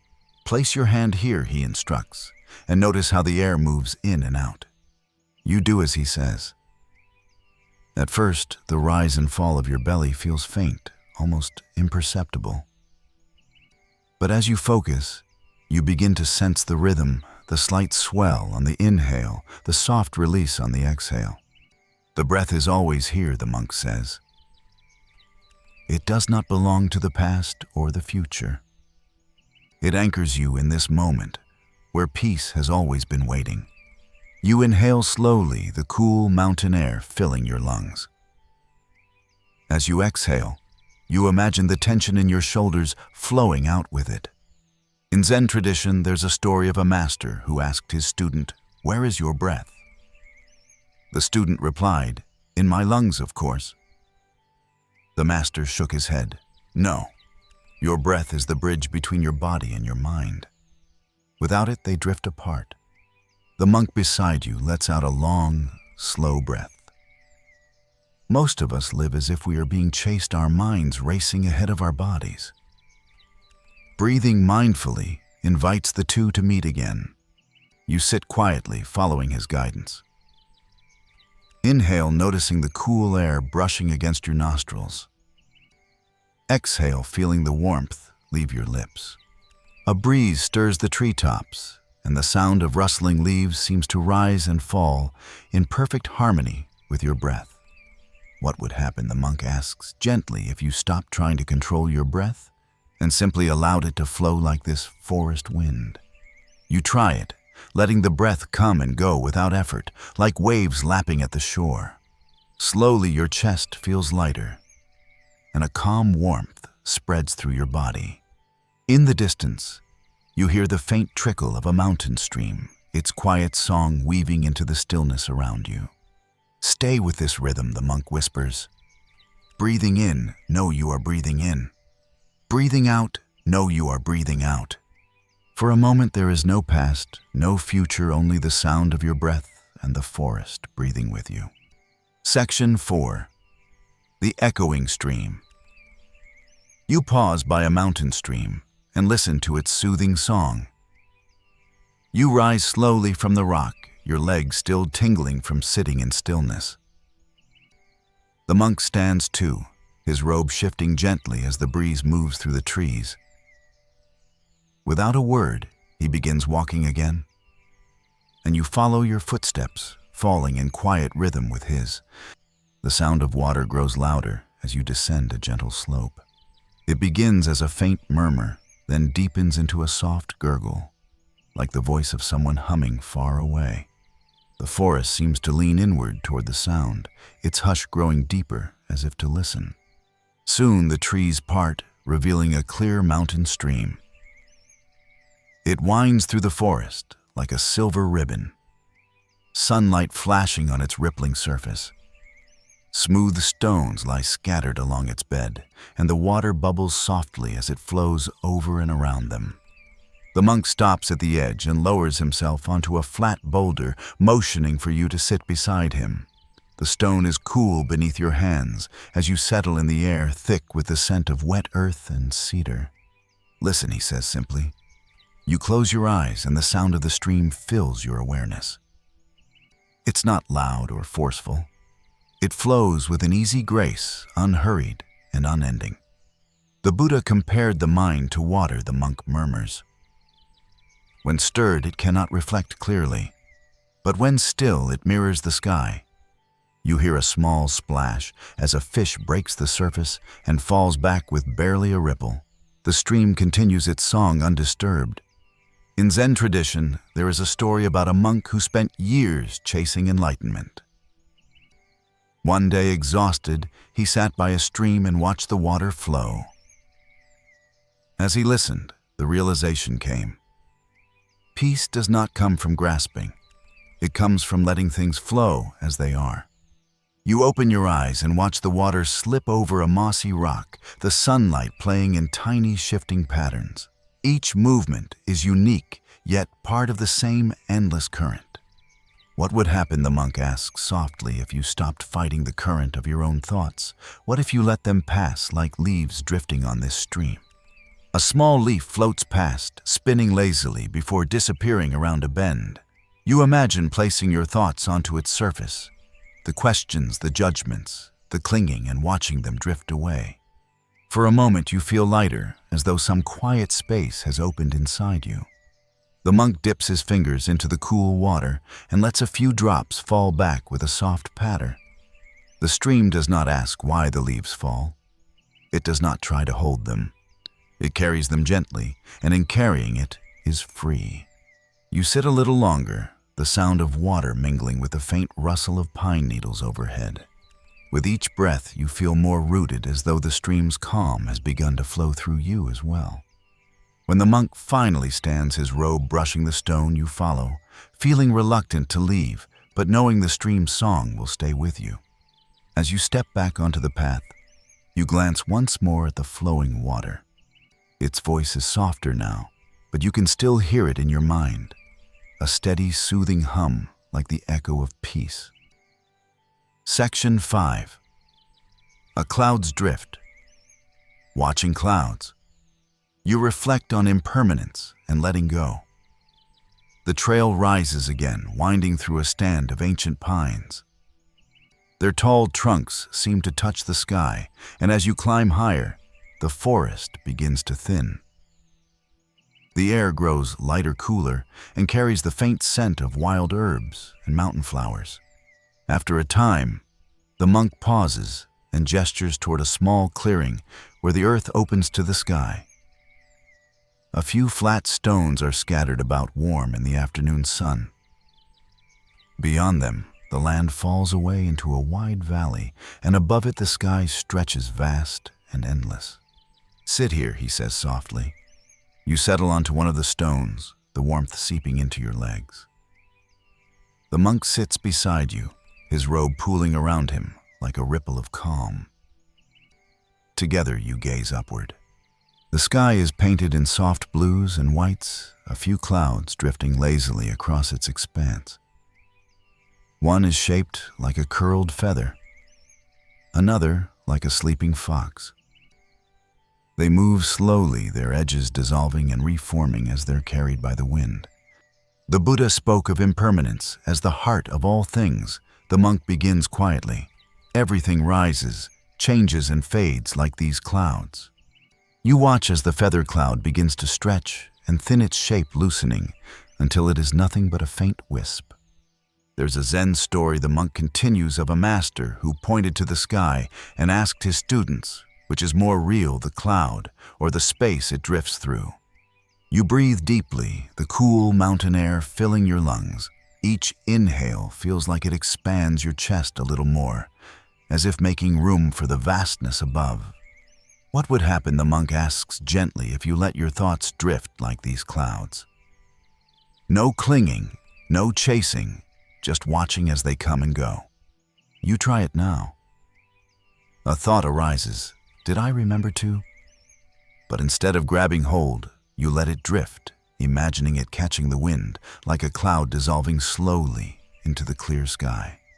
For a few breaths, your mind feels lighter. The usual hum of inner chatter is softer now, almost inaudible beneath the quiet rush of air in your ears. Some monks sit for hours watching clouds, the monk says. Not to analyze them, but to remember that all things pass, the good, the bad, even our strongest fears. The fox-shaped cloud melts completely into the blue, leaving no trace it was ever there. A gentle breeze stirs your hair, and you notice how even the air itself seems to carry a lesson, never still yet never grasping. The monk folds his hands loosely in his lap. To accept impermanence is not to lose everything. It is to realize that you never truly owned it to begin with. You sit quietly, letting the lessons settle like mist. The sky above feels larger now, infinite in its calm. In the valley below, a bird glides on a thermal, its wings outstretched, riding invisible currents. Without effort, you wonder, what would my life feel like if I stopped trying so hard to hold the clouds in place? The monk rises slowly, and you follow, casting one last glance at the wide sky. The clouds have shifted again, but the space they moved through remains vast, open, and unchanged. As you step back onto the path, you feel a little lighter, as though part of you has drifted away with the clouds. Section 6. The Stone Bench. Resting under a cedar tree. You learn stillness through observation. The path curves gently now, leading you deeper into the forest, where the sunlight filters through in golden strands. The air feels denser here, filled with the earthy scent of cedar and the faint sweetness of wildflowers hidden among the undergrowth. You notice a break in the trail ahead, where an old stone bench rests beneath the wide canopy of a cedar tree. Its surface is mottled with moss and lichen, as if the mountain itself has been holding it in a long, gentle embrace. The monk slows his pace and motions for you to sit. "This is a good place to rest," he says quietly. You lower yourself onto the cool stone. It feels firm and grounding beneath you, anchoring you to the moment. Above, the cedar's branches sway slightly, their needles whispering in the breeze. The monk sits nearby, folding his legs easily, his robe pooling like water around him. For a long moment, neither of you speaks. The forest seems to welcome the stillness, its sounds softening as though the trees are leaning in to listen. Stillness isn't something you create, the monk says at last. It's something you allow. You take a slow breath, feeling your shoulders loosen. A faint rustle draws your attention to a small squirrel darting across a branch above. It pauses, tail flicking, then scampers out of sight. In Zen, there's a practice called shikantaza, the monk continues. It means just sitting. You don't focus on the breath or a mantra or a goal. You simply sit, observing all that arises. Sound, sensations, even thoughts, without grasping or rejecting. You watch a single pine needle drift down from the tree, spinning lazily before landing on the forest floor. What would happen, the monk asks softly, if you stopped trying to fix the noise inside you and simply watched it like clouds passing across the sky? You close your eyes, letting the forest's symphony flow into you. The distant trickle of water, the soft chirp of a bird, the creak of a branch as it sways under its own weight. Your mind too begins to quiet, not because you force it to, but because you are no longer pulling at it. In the distance, a single bell chimes faintly, its sound rolling through the trees like a wave. You feel its vibration in your chest, subtle but steady, as though the forest itself is exhaling. The Buddha taught that peace is not the absence of movement, the monk murmurs, but the stillness that watches even the movement. You sit for a while, your breath falling into an easy rhythm. The cool air brushes against your skin, and you notice the simple pleasure of just being, no striving, no needing, only presence. When the monk finally rises, his movements slow and fluid, you follow, feeling as though the stillness of the bench has seeped into your bones. As you step back onto the path, the cedar tree's branches sway above, whispering their soft farewell. Section 7. The Whispering Pines. The forest's quiet hum deepens your sense of connection. The forest seems deeper now, more alive somehow, as you and the monk continue walking. The air has cooled, carrying with it the faintest trace of resin from the tall pines surrounding the path. Their straight trunks rise like silent pillars, and their needled branches sway softly in the mountain breeze. A hush settles over the world here. Not an empty silence, but a rich, full quiet. You can hear your own breath clearly, each inhale and exhale, blending with the faint hum of life in the woods. The monk slows his pace and gestures to a small clearing where the pines grow thick and close together. "Let's stop here," he says softly. "This is where the forest teaches us how to listen." You step off the trail and into the clearing. The ground beneath your feet is soft, with a thick layer of fallen needles muffling even the sound of your footsteps. The monk sits cross-legged near the base of a wide pine and closes his eyes. You follow his lead, lowering yourself onto the forest floor. The scent of pine sap is stronger here, earthy and grounding. "Listen," the monk whispers. At first, you hear only your own thoughts, flickering and circling like restless birds. But then, little by little, other sounds begin to emerge. The faint rustle of needles high overhead moving in rhythm with the breeze. A distant creak as one tree sways gently against another. The soft crackle of a pine cone shifting in the undergrowth. Each sound blends into a quiet symphony, and you realize the forest is not still at all. It is humming alive and breathing with you. In Zen, the monk murmurs, there is a practice called forest listening. It teaches that when the mind quiets, you begin to hear the world speak. You let your breath slow, matching the forest's calm rhythm. A light wind brushes against your face, carrying the cool scent of pine and earth. The Buddha taught that when we listen deeply, we hear not just sounds, but the silence within them, the monk says. This silence is not empty, it holds everything.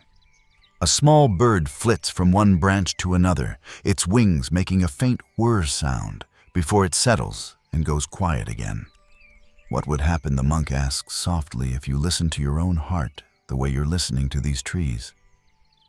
Without judgment, without needing to change a thing, you close your eyes and try it. For a moment, the forest's hum seems to move inside you.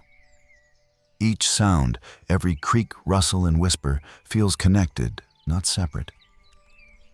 And you feel connected too. In Zen tradition, there's a story of a monk who sat in a pine grove for years. When asked what he learned, he simply replied, "The pines taught me to stop asking questions." The breeze deepens for a moment, and the trees sway gently above you. The sound of their needles brushing together rises and falls like the ocean's tide. The monk opens his eyes and smiles faintly. The pines do not rush. They do not cling to their needles or resist the wind. They simply sway, and in their swaying, they are at peace. You sit for a while, no longer breathing in the forest's quiet energy, letting it settle deep into your bones. When you finally rise, the monk stands too, his robe brushing softly against the forest floor. As you step back onto the path, the whisper of the pines lingers in your ears like a gentle song. You know you'll hear again, even in your dreams. Section 8. The Tea Pavilion. A monk shows you mindfulness over a simple cup of steaming tea. The path slopes gently downward now, winding along the edge of the forest, where sunlight falls in golden ribbons through the thinning canopy. A faint scent drifts on the breeze, warm, nutty, and sweet. It reminds you of roasted grains and dried flowers. Ahead, nestled in a hollow of the mountain, stands a small tea pavilion.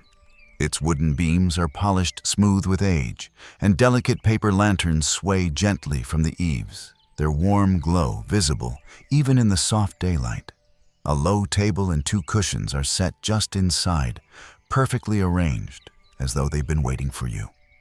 The monk gestures for you to enter. Here, he says softly, we practice drinking tea, not with the mind, but with the heart. You step across the threshold, your bare feet pressing into the cool wooden floor. The air inside is warmer and carries the calming scent of jasmine and roasted barley. The sound of a nearby stream reaches your ears faintly, a quiet murmur beneath the hum of the mountain breeze. An elderly monk sits waiting beside the table, his hands folded loosely in his lap. He looks up as you enter his face, breaking into a serene smile. "Please," he says, in a voice as soft as the lantern light. "Sit with me." You lower yourself onto a cushion opposite him. The younger monk kneels to prepare the tea, his movements slow and graceful, each gesture flowing into the next like water. He pours hot water into a small clay pot, the steam rising in delicate spirals. Tea is simple, the elder says. Yet in its simplicity lies a teaching. When drinking tea, just drink tea. You watch the younger monk pour the fragrant liquid into a tiny porcelain cup. The aroma drifts across to you, sweet, floral, and comforting. The cup is placed in your hands. It's warm, almost alive with heat. For a moment you hesitate, noticing how even the act of holding it demands your full attention. The Buddha once said that mindfulness is not confined to sitting still. It can be found in every act, walking, breathing, even lifting a cup to your lips. Most people drink tea and think of 1,000 other things, the elder murmurs. But Zen invites us to taste the tea, not our thoughts about tea. You raise the cup slowly, feeling the weight of it, the smooth porcelain against your fingers. You inhale gently, letting the fragrance fill your senses. Then you take a small sip. The tea is light and fragrant, its warmth blooming in your chest and spreading outward. What would happen, the elder asks softly, if you lived like this, fully present in every small moment? The question settles into you like the tea's warmth. And for a moment, there is no answer, only the sensation of the tea, the hum of the mountain air, the faint creak of the wooden floor beneath you. In Zen tradition, monks may spend hours preparing and drinking tea as a form of meditation. Each step, the heating of the water, the pouring, the sipping, is performed slowly with complete attention. You take another sip, feeling the flavor linger on your tongue. The elder smiles faintly. The tea does not rush to cool, and yet it cools. It does not try to be fragrant, and yet its scent fills the room. A breeze stirs the paper lanterns, and their light flickers gently. You exhale slowly, noticing how even your breath has begun to match the quiet rhythm of the space around you.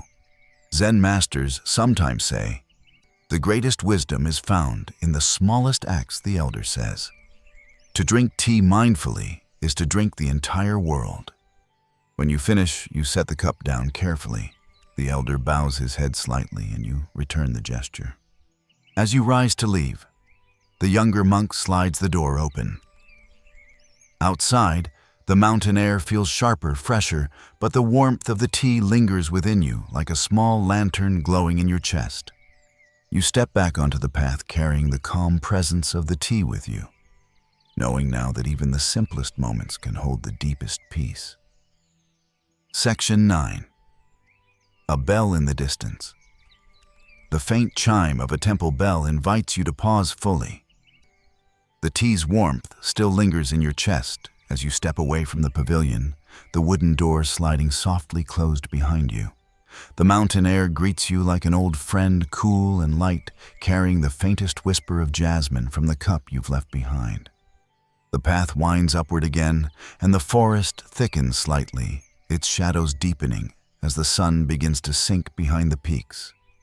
You walk in silence, your steps slow and measured, each one settling you deeper into the mountain's calm embrace. Then faint but clear, a sound drifts through the trees. Gong! A single note from a temple bell. It rolls through the air in a long, low wave, fading into silence so gently that for a moment you can't tell where the sound ends and the quiet begins. You pause on the path, the monk halting beside you. "That's the evening bell," he says softly. "It's not a call to gather or to act. It's an invitation to stop." You close your eyes and listen. The bell sounds again. Gong.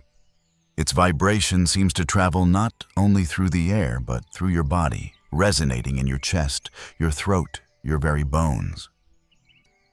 The sound is neither loud nor demanding. It's soft, patient, as if the mountain itself is breathing. The Buddha taught that the bell is a teacher, the monk continues. Its sound reminds us to return to the breath, to the body, to the present. You inhale slowly, letting the crisp air fill your lungs, then release it in an even, unhurried exhale. The forest seems to respond with its own quiet exhalation.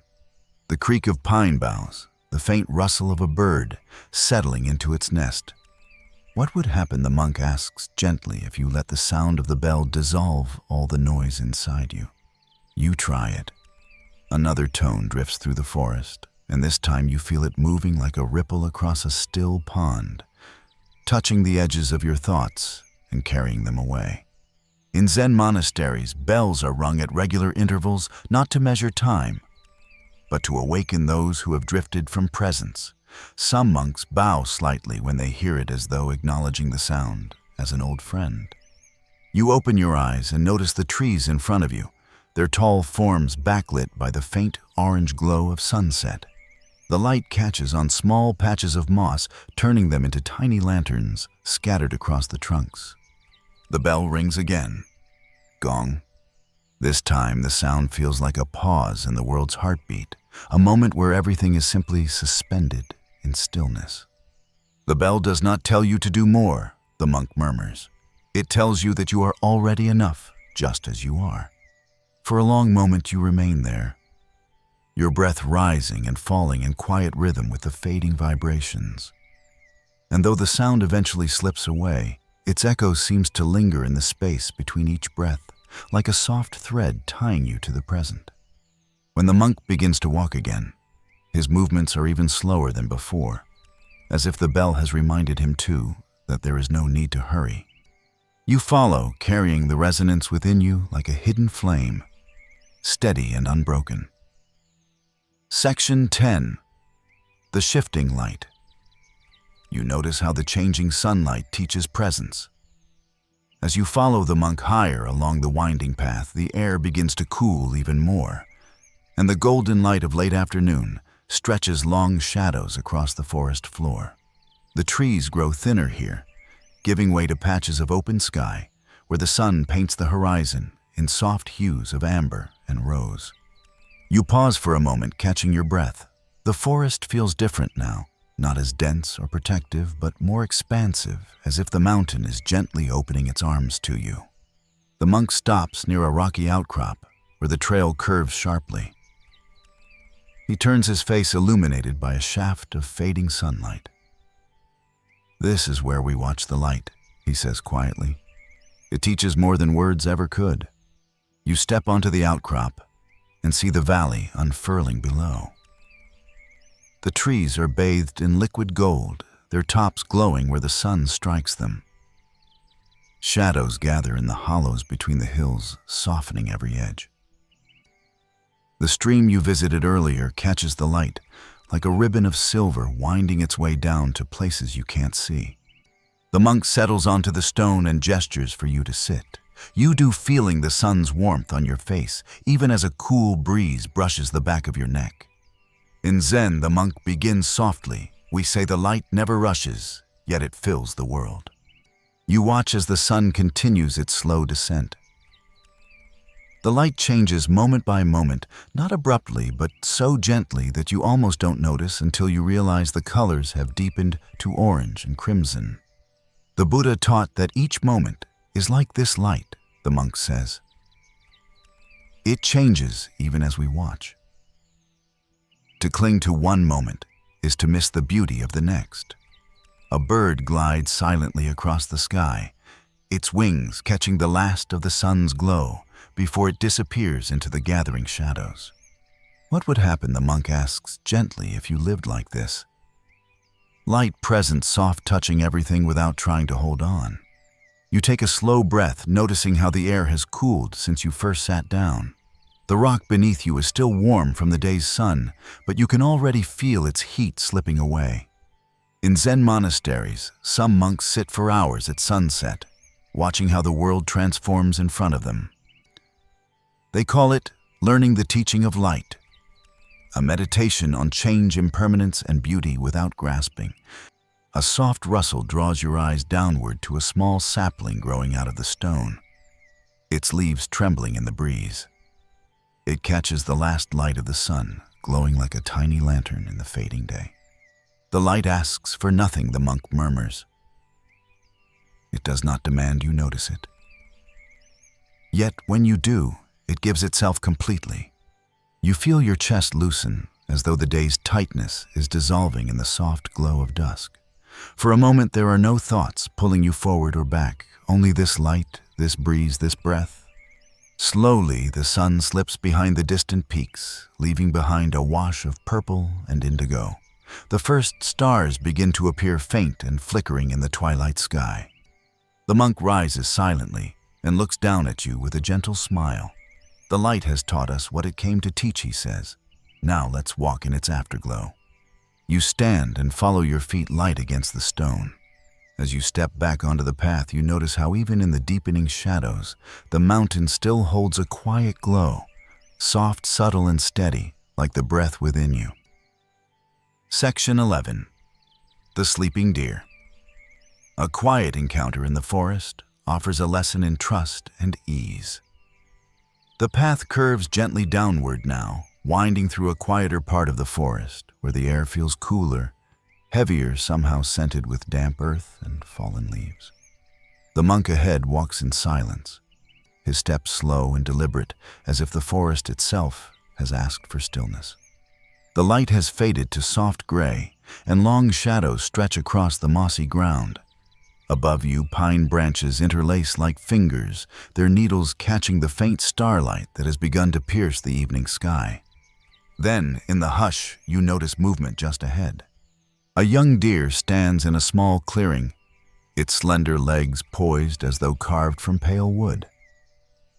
Its ears flick, and its delicate nose lifts slightly, testing the air. The soft light catches its fur, turning it to silver. You stop where you are holding your breath. The monk raises a hand, slowly signaling you to stay still.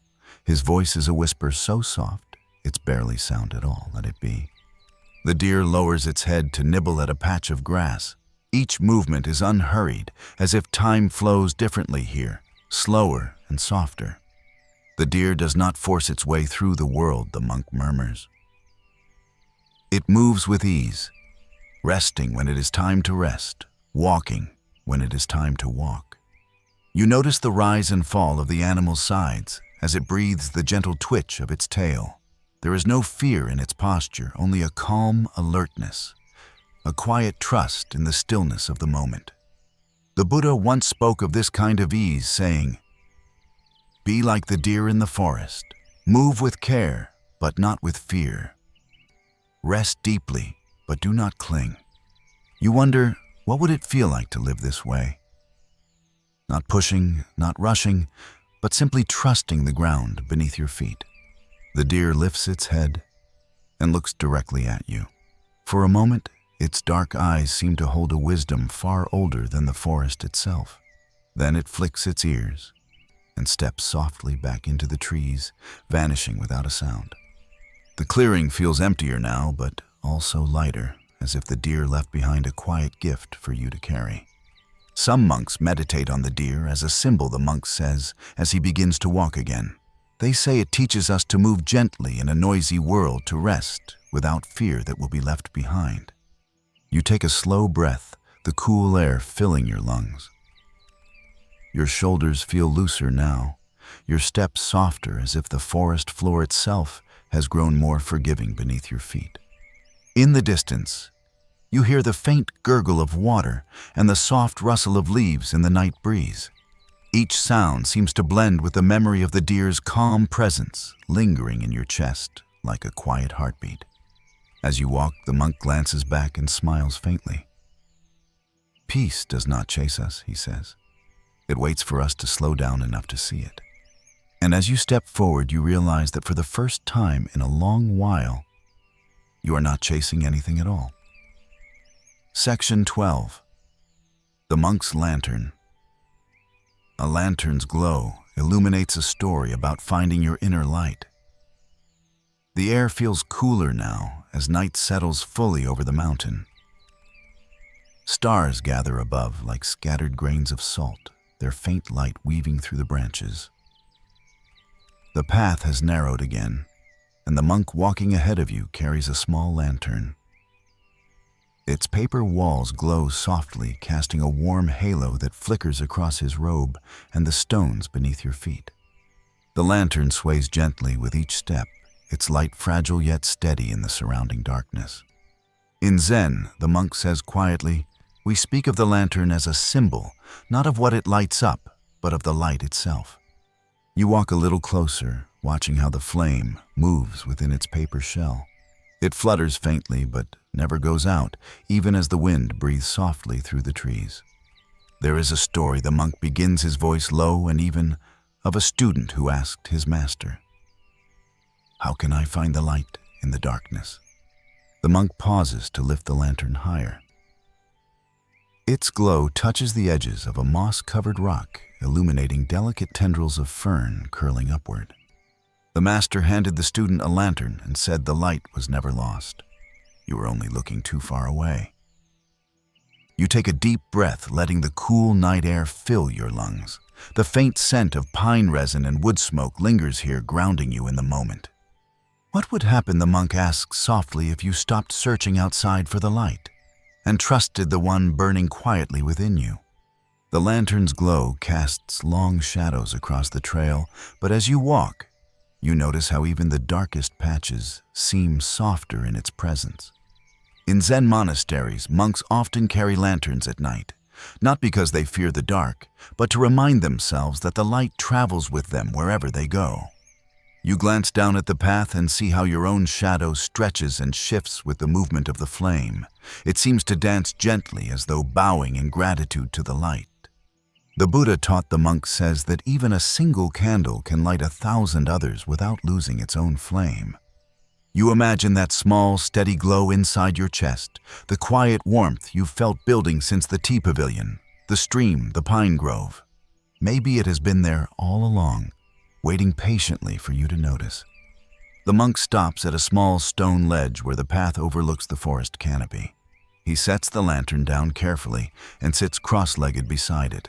This light is fragile, he says softly, but it shines because it is held gently, not clutched, not forced. You lower yourself onto the stone, feeling its cool surface beneath your palms. The lantern's glow flickers slightly in the night breeze, but it doesn't falter. The lesson of the lantern, the monk continues, is that your inner light needs the same care. Protect it from the storm, but do not smother it. Let it breathe. A soft hum rises in your chest as you sit in silence, watching the light dance against the night. The forest around you is dark, but it no longer feels empty or threatening. It feels alive, full of unseen movements and quiet songs. When the monk rises again, he lifts the lantern and begins walking once more. You follow, noticing how the small flame seems to light not just the path, but the space within you as well. And as you walk, you wonder, have I been carrying this light all along? Section 13. The Bamboo Bridge. Crossing a creaking bridge, you reflect on balance and resilience. The narrow trail dips lower now, and the sound of moving water rises softly in the distance. The monk's lantern sways in the cool night air, its warm glow reflecting faintly on the pine needles scattered along the path. Each step feels quieter here, as though even the forest is holding its breath. Ahead you spot a bamboo bridge arching gently over a small ravine. The structure looks delicate, but firm, its slats bound together with thick ropes that creak softly as the wind stirs them. The stream below murmurs a quiet song, its surface broken by tiny ripples that catch the faint starlight above.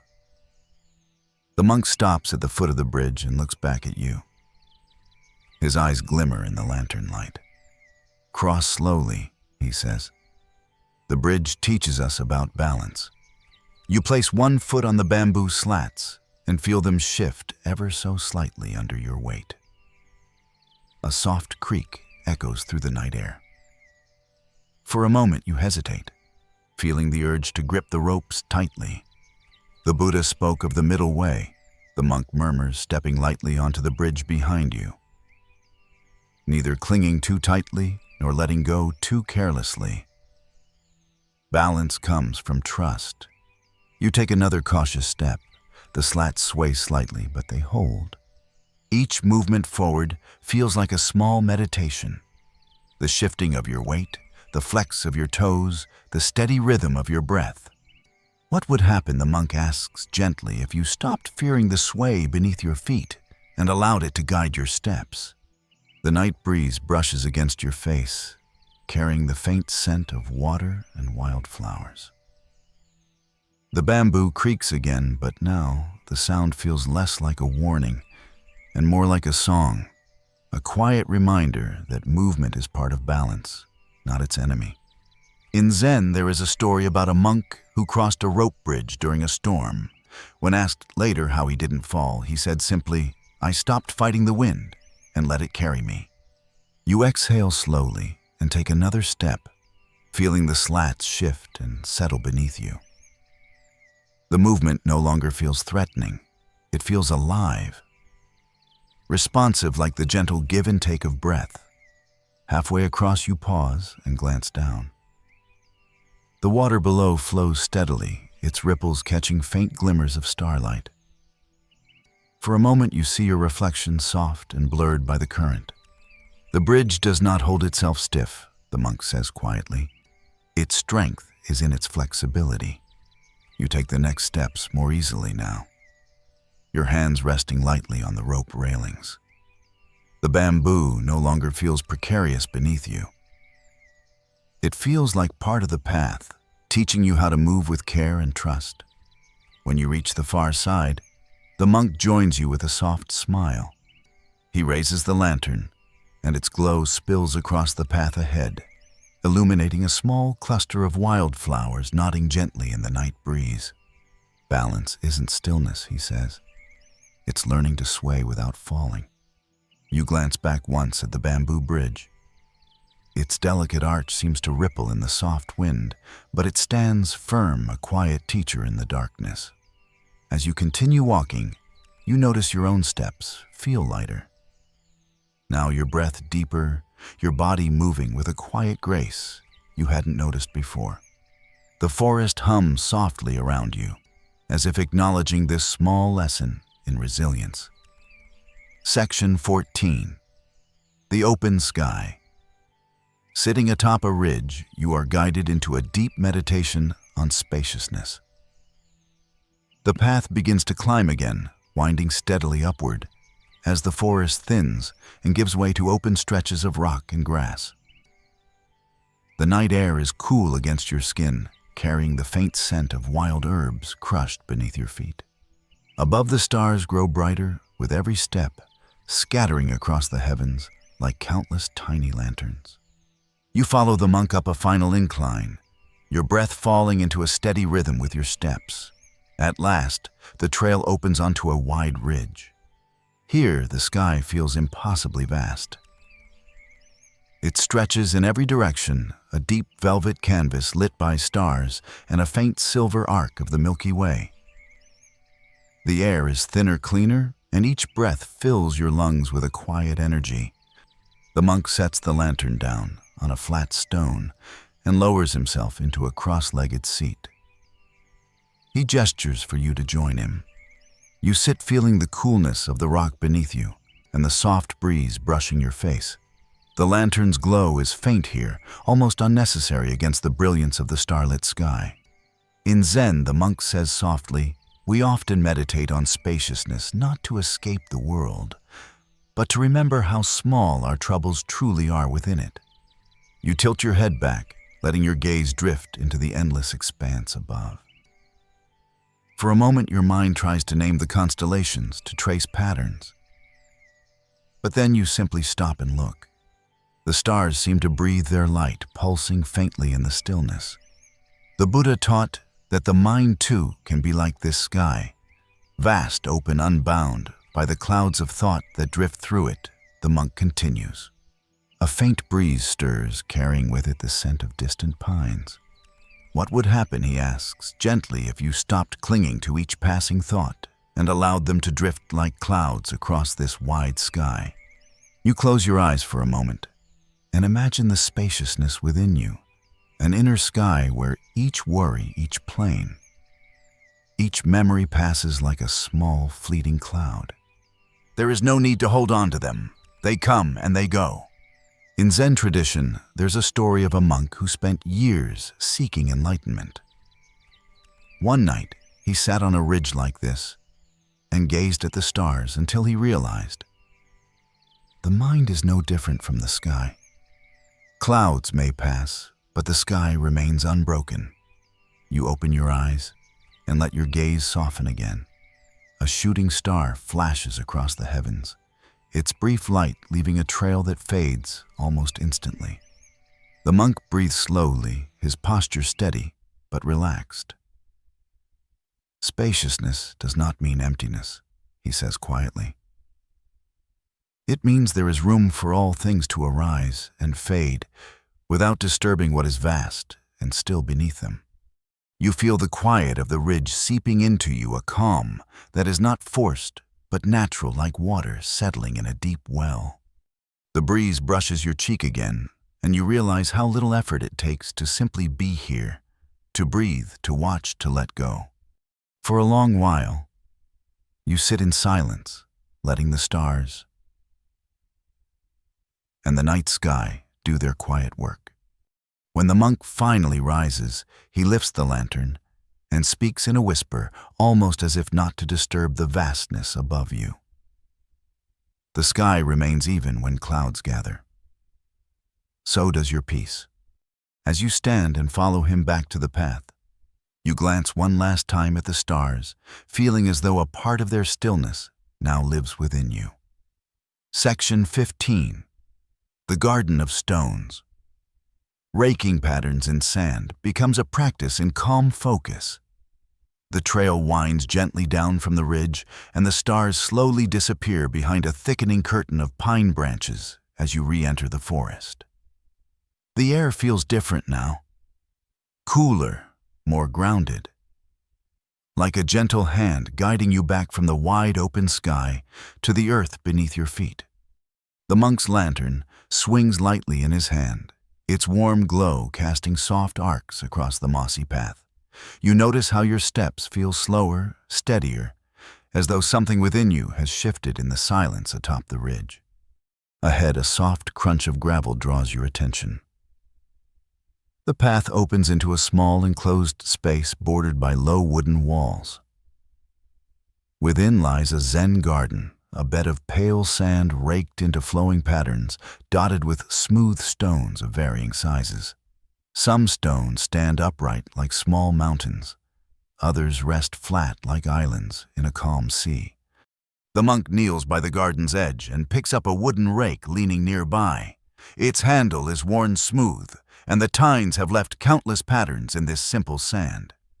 "This is where we practice focus," he says softly. Not by forcing the mind still, but by moving with intention. He gestures for you to join him. You kneel, feeling the cool air rising from the sand, and take the rake in your hands. Its weight is surprisingly light, and yet it feels solid, grounding you to the present moment.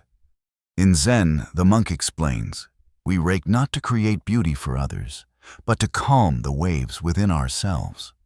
You draw the rake gently through the sand, noticing how the tines leave neat, rippling grooves behind.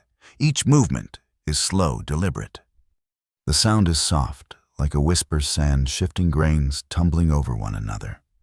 The Buddha taught that attention is like the hand guiding this rake, the monk murmurs. Where it moves, the mind follows. You pause, feeling a thought rise like a small wave in your chest. Am I doing this right? But then you return your focus to the sand. And the question fades, leaving only the pattern unfolding beneath your hands. What would happen, the monk asks gently, if you treated each thought like a stone? In this garden, acknowledging it, then letting the pattern flow around it. You continue raking, creating arcs that curve smoothly around a large stone in the center of the sand. The action feels natural now, your breathing sinking to the gentle back and forth of the wooden tines. In Zen monasteries, monks can spend hours tending these gardens, not to perfect them, but to train the mind in presence to notice when it wanders and gently guide it back like a rake smoothing an uneven line. You pause to admire the patterns you've created. The sand glows faintly in the lantern light, its grooves catching subtle shadows that shift as the breeze stirs. Some say the garden is never finished. The monk says, his voice soft but steady. It is remade each day like the mind itself. You take one last slow pull of the rake through the sand, feeling how even this small act leaves a quiet calm within you. As you set the rake down, the monk stands and lifts the lantern again. The garden remains, he says. But its true beauty is what it leaves inside you. You follow him back to the path, your body lighter, your mind clearer, as if the soft sand has swept something clean within you. The sound of the rake moving through sand lingers in your memory like a soft echo, a reminder of the peace found in small, steady movements. Section 16. The Rising Moon. You watch the moon emerge and learn to soften your thoughts. The night has deepened now, and the air carries a sharper chill as you walk. Your footsteps feel lighter, almost soundless, as if the sand garden's calm has settled into your very bones. The monk's lantern glows steadily ahead, its soft light casting long wavering shadows across the forest floor. As the path curves, the trees begin to thin again, and a pale silver glow filters through the gaps in their branches. The monk stops and gestures upward with a faint smile. "The moon is rising," he says quietly. You look up and see it emerging above the dark ridgeline, a round, luminous disk climbing slowly into the night sky. Its light spills across the forest, catching on the pine needles and turning them into fine threads of silver. The monk leads you to a small clearing where a flat rock offers the perfect place to sit. He sets the lantern down, and for the first time, its light seems unnecessary. The moon's glow is enough. "Sit with me," he says softly. "Here we learn from the moon." You lower yourself onto the rock, feeling its cool surface beneath you. The moonlight washes over your face soft and steady, neither too bright nor too dim. The Buddha taught the monk begins that the mind is like this moon, clear and luminous by nature. But when clouds of thought gather, we forget its light. You tilt your head back, watching as wisps of cloud drift lazily past the moon's glowing face. Each one obscures its light for a moment, but the glow always returns unchanged. What would happen, the monk asks, if you stopped fighting your thoughts and let them drift by like these clouds? You close your eyes and imagine your mind as the open sky with thoughts and worries passing like soft, harmless shapes. For a moment they feel lighter, not obstacles to push away, but gentle movements that fade on their own. In Zen, there is a story of a monk who asked his master how to calm the mind. The master pointed to the moon reflected in a pond and said the water does not grasp at the moonlight. It simply holds it without effort. You inhale deeply, the cool mountain air filling your lungs. As you exhale, you notice how even your breath seems to soften, flowing in and out without resistance. The moon climbs higher, its light stretching across the forest floor. In its glow, the world looks gentler, the edges blurred as though softened by an unseen hand. Some monks meditate by moonlight for hours, the monk says quietly. Not to learn anything, but to remember that peace is not something we create. It is something we allow. You sit in silence, the silver glow bathing your face, your hands the very air around you. Slowly, the weight of the day feels as though it's dissolving, melting into the stillness of the night. The monk rises at last, his movements unhurried. "The moon has taught us what it needed to," he murmurs. As you stand, you glance back one more time. The moon's light feels almost like a gentle hand resting on your shoulder, steady and reassuring. And as you step back onto the path, you realize that within you too, there is a soft glow, a quiet, steady light that has been there all along. Section 17. The Final Breath. A monk leads you in releasing the day's tension with each exhale. The trail slopes gently now, and the air feels even cooler as it brushes your cheeks. The forest is still wrapped in the moon's pale glow, and each step you take feels quieter than the last, as though the earth itself is inviting you to move slowly, softly. Ahead, the monk stops in a small glade where the trees arch above like a protective dome. The ground is covered in soft moss that seems to glow faintly in the moonlight. A large flat stone rests at the center, and beside it, a wooden bench. "This is where we let go," the monk says, his voice low and steady. "Sit here and breathe." You settle onto the bench, its wood cool beneath your hands. The monk remains standing, his lantern set gently on the ground, nearby its flame flickering weakly in the stillness as though it too is preparing to rest.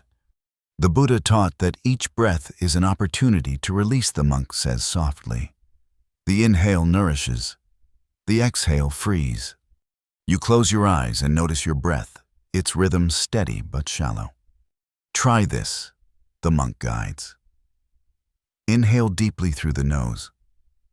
Let the air fill your chest, your belly, your whole body. Then exhale slowly, like a river flowing gently to the sea. You draw in a long, slow breath.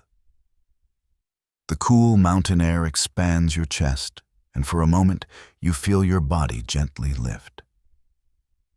Then as you exhale, you imagine a subtle warmth draining downward, melting away the tightness in your shoulders, your neck, your jaw.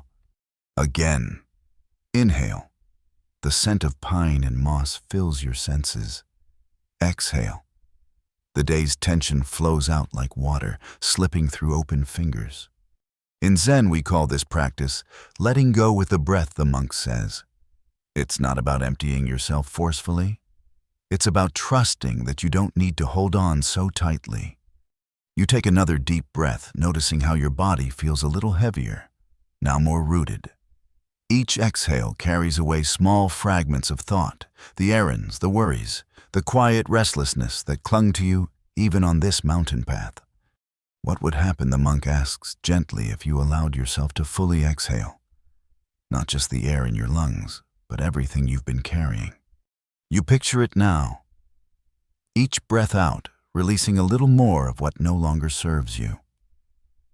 Like leaves falling softly from a tree in autumn, letting go because it is their time. In Zen tradition, monks often begin and end their meditations with 3 deep breaths, each one an offering of presence to the moment. You take a final slow inhale. The air feels smoother, now cooler as it moves in. Then a long, steady exhale leaves you softer, quieter. The monk bows slightly. The day is done. Whatever it held, joy, sorrow, effort, it can rest now. For a long while, you remain seated, your breath flowing naturally. The glade is perfectly still, save for the soft hum of crickets and the occasional sigh of wind in the branches. When you finally open your eyes, the moon has climbed higher, its light silvering the moss beneath your feet. The world feels the same, and yet something within you has shifted. The monk picks up the lantern and turns to you with a faint smile. You are lighter now, he says. The mountain has taught you how to let go. As you rise from the bench, your body feels loose and grounded, your breath deep and effortless. And as you step back onto the path, the night air seems to move through you, as though your own edges have softened into the stillness around you. Section 18. The Return Path. You descend the mountain, carrying the stillness back within you. The path slopes gently downward, now guiding you back toward the monastery. The forest is quiet, the air cool and sweet with the scent of pine and damp earth. The monk's lantern sways softly as he walks ahead of you, its warm glow casting faint ripples of light across the mossy stones. Though you're retracing the same trail, everything feels different now, more spacious, softer. Even your steps seem lighter, as if some invisible weight you'd carried up the mountain has been set down somewhere along the way. The moon follows you from above, its silver light spilling through the branches and shimmering faintly on the stream that winds alongside the path. You hear the water's gentle murmur and remember sitting by its edge, you're earlier in the day, learning to let your thoughts drift like leaves on its surface. Each breath you take now feels deeper, fuller. The cool air fills your lungs like a quiet blessing, and with every exhale, you feel more at ease, as though the mountain itself is exhaling with you. In Zen, the monk says softly, glancing back at you, "We speak of the descent not as leaving, but as returning. The mountain's peace is not something you take.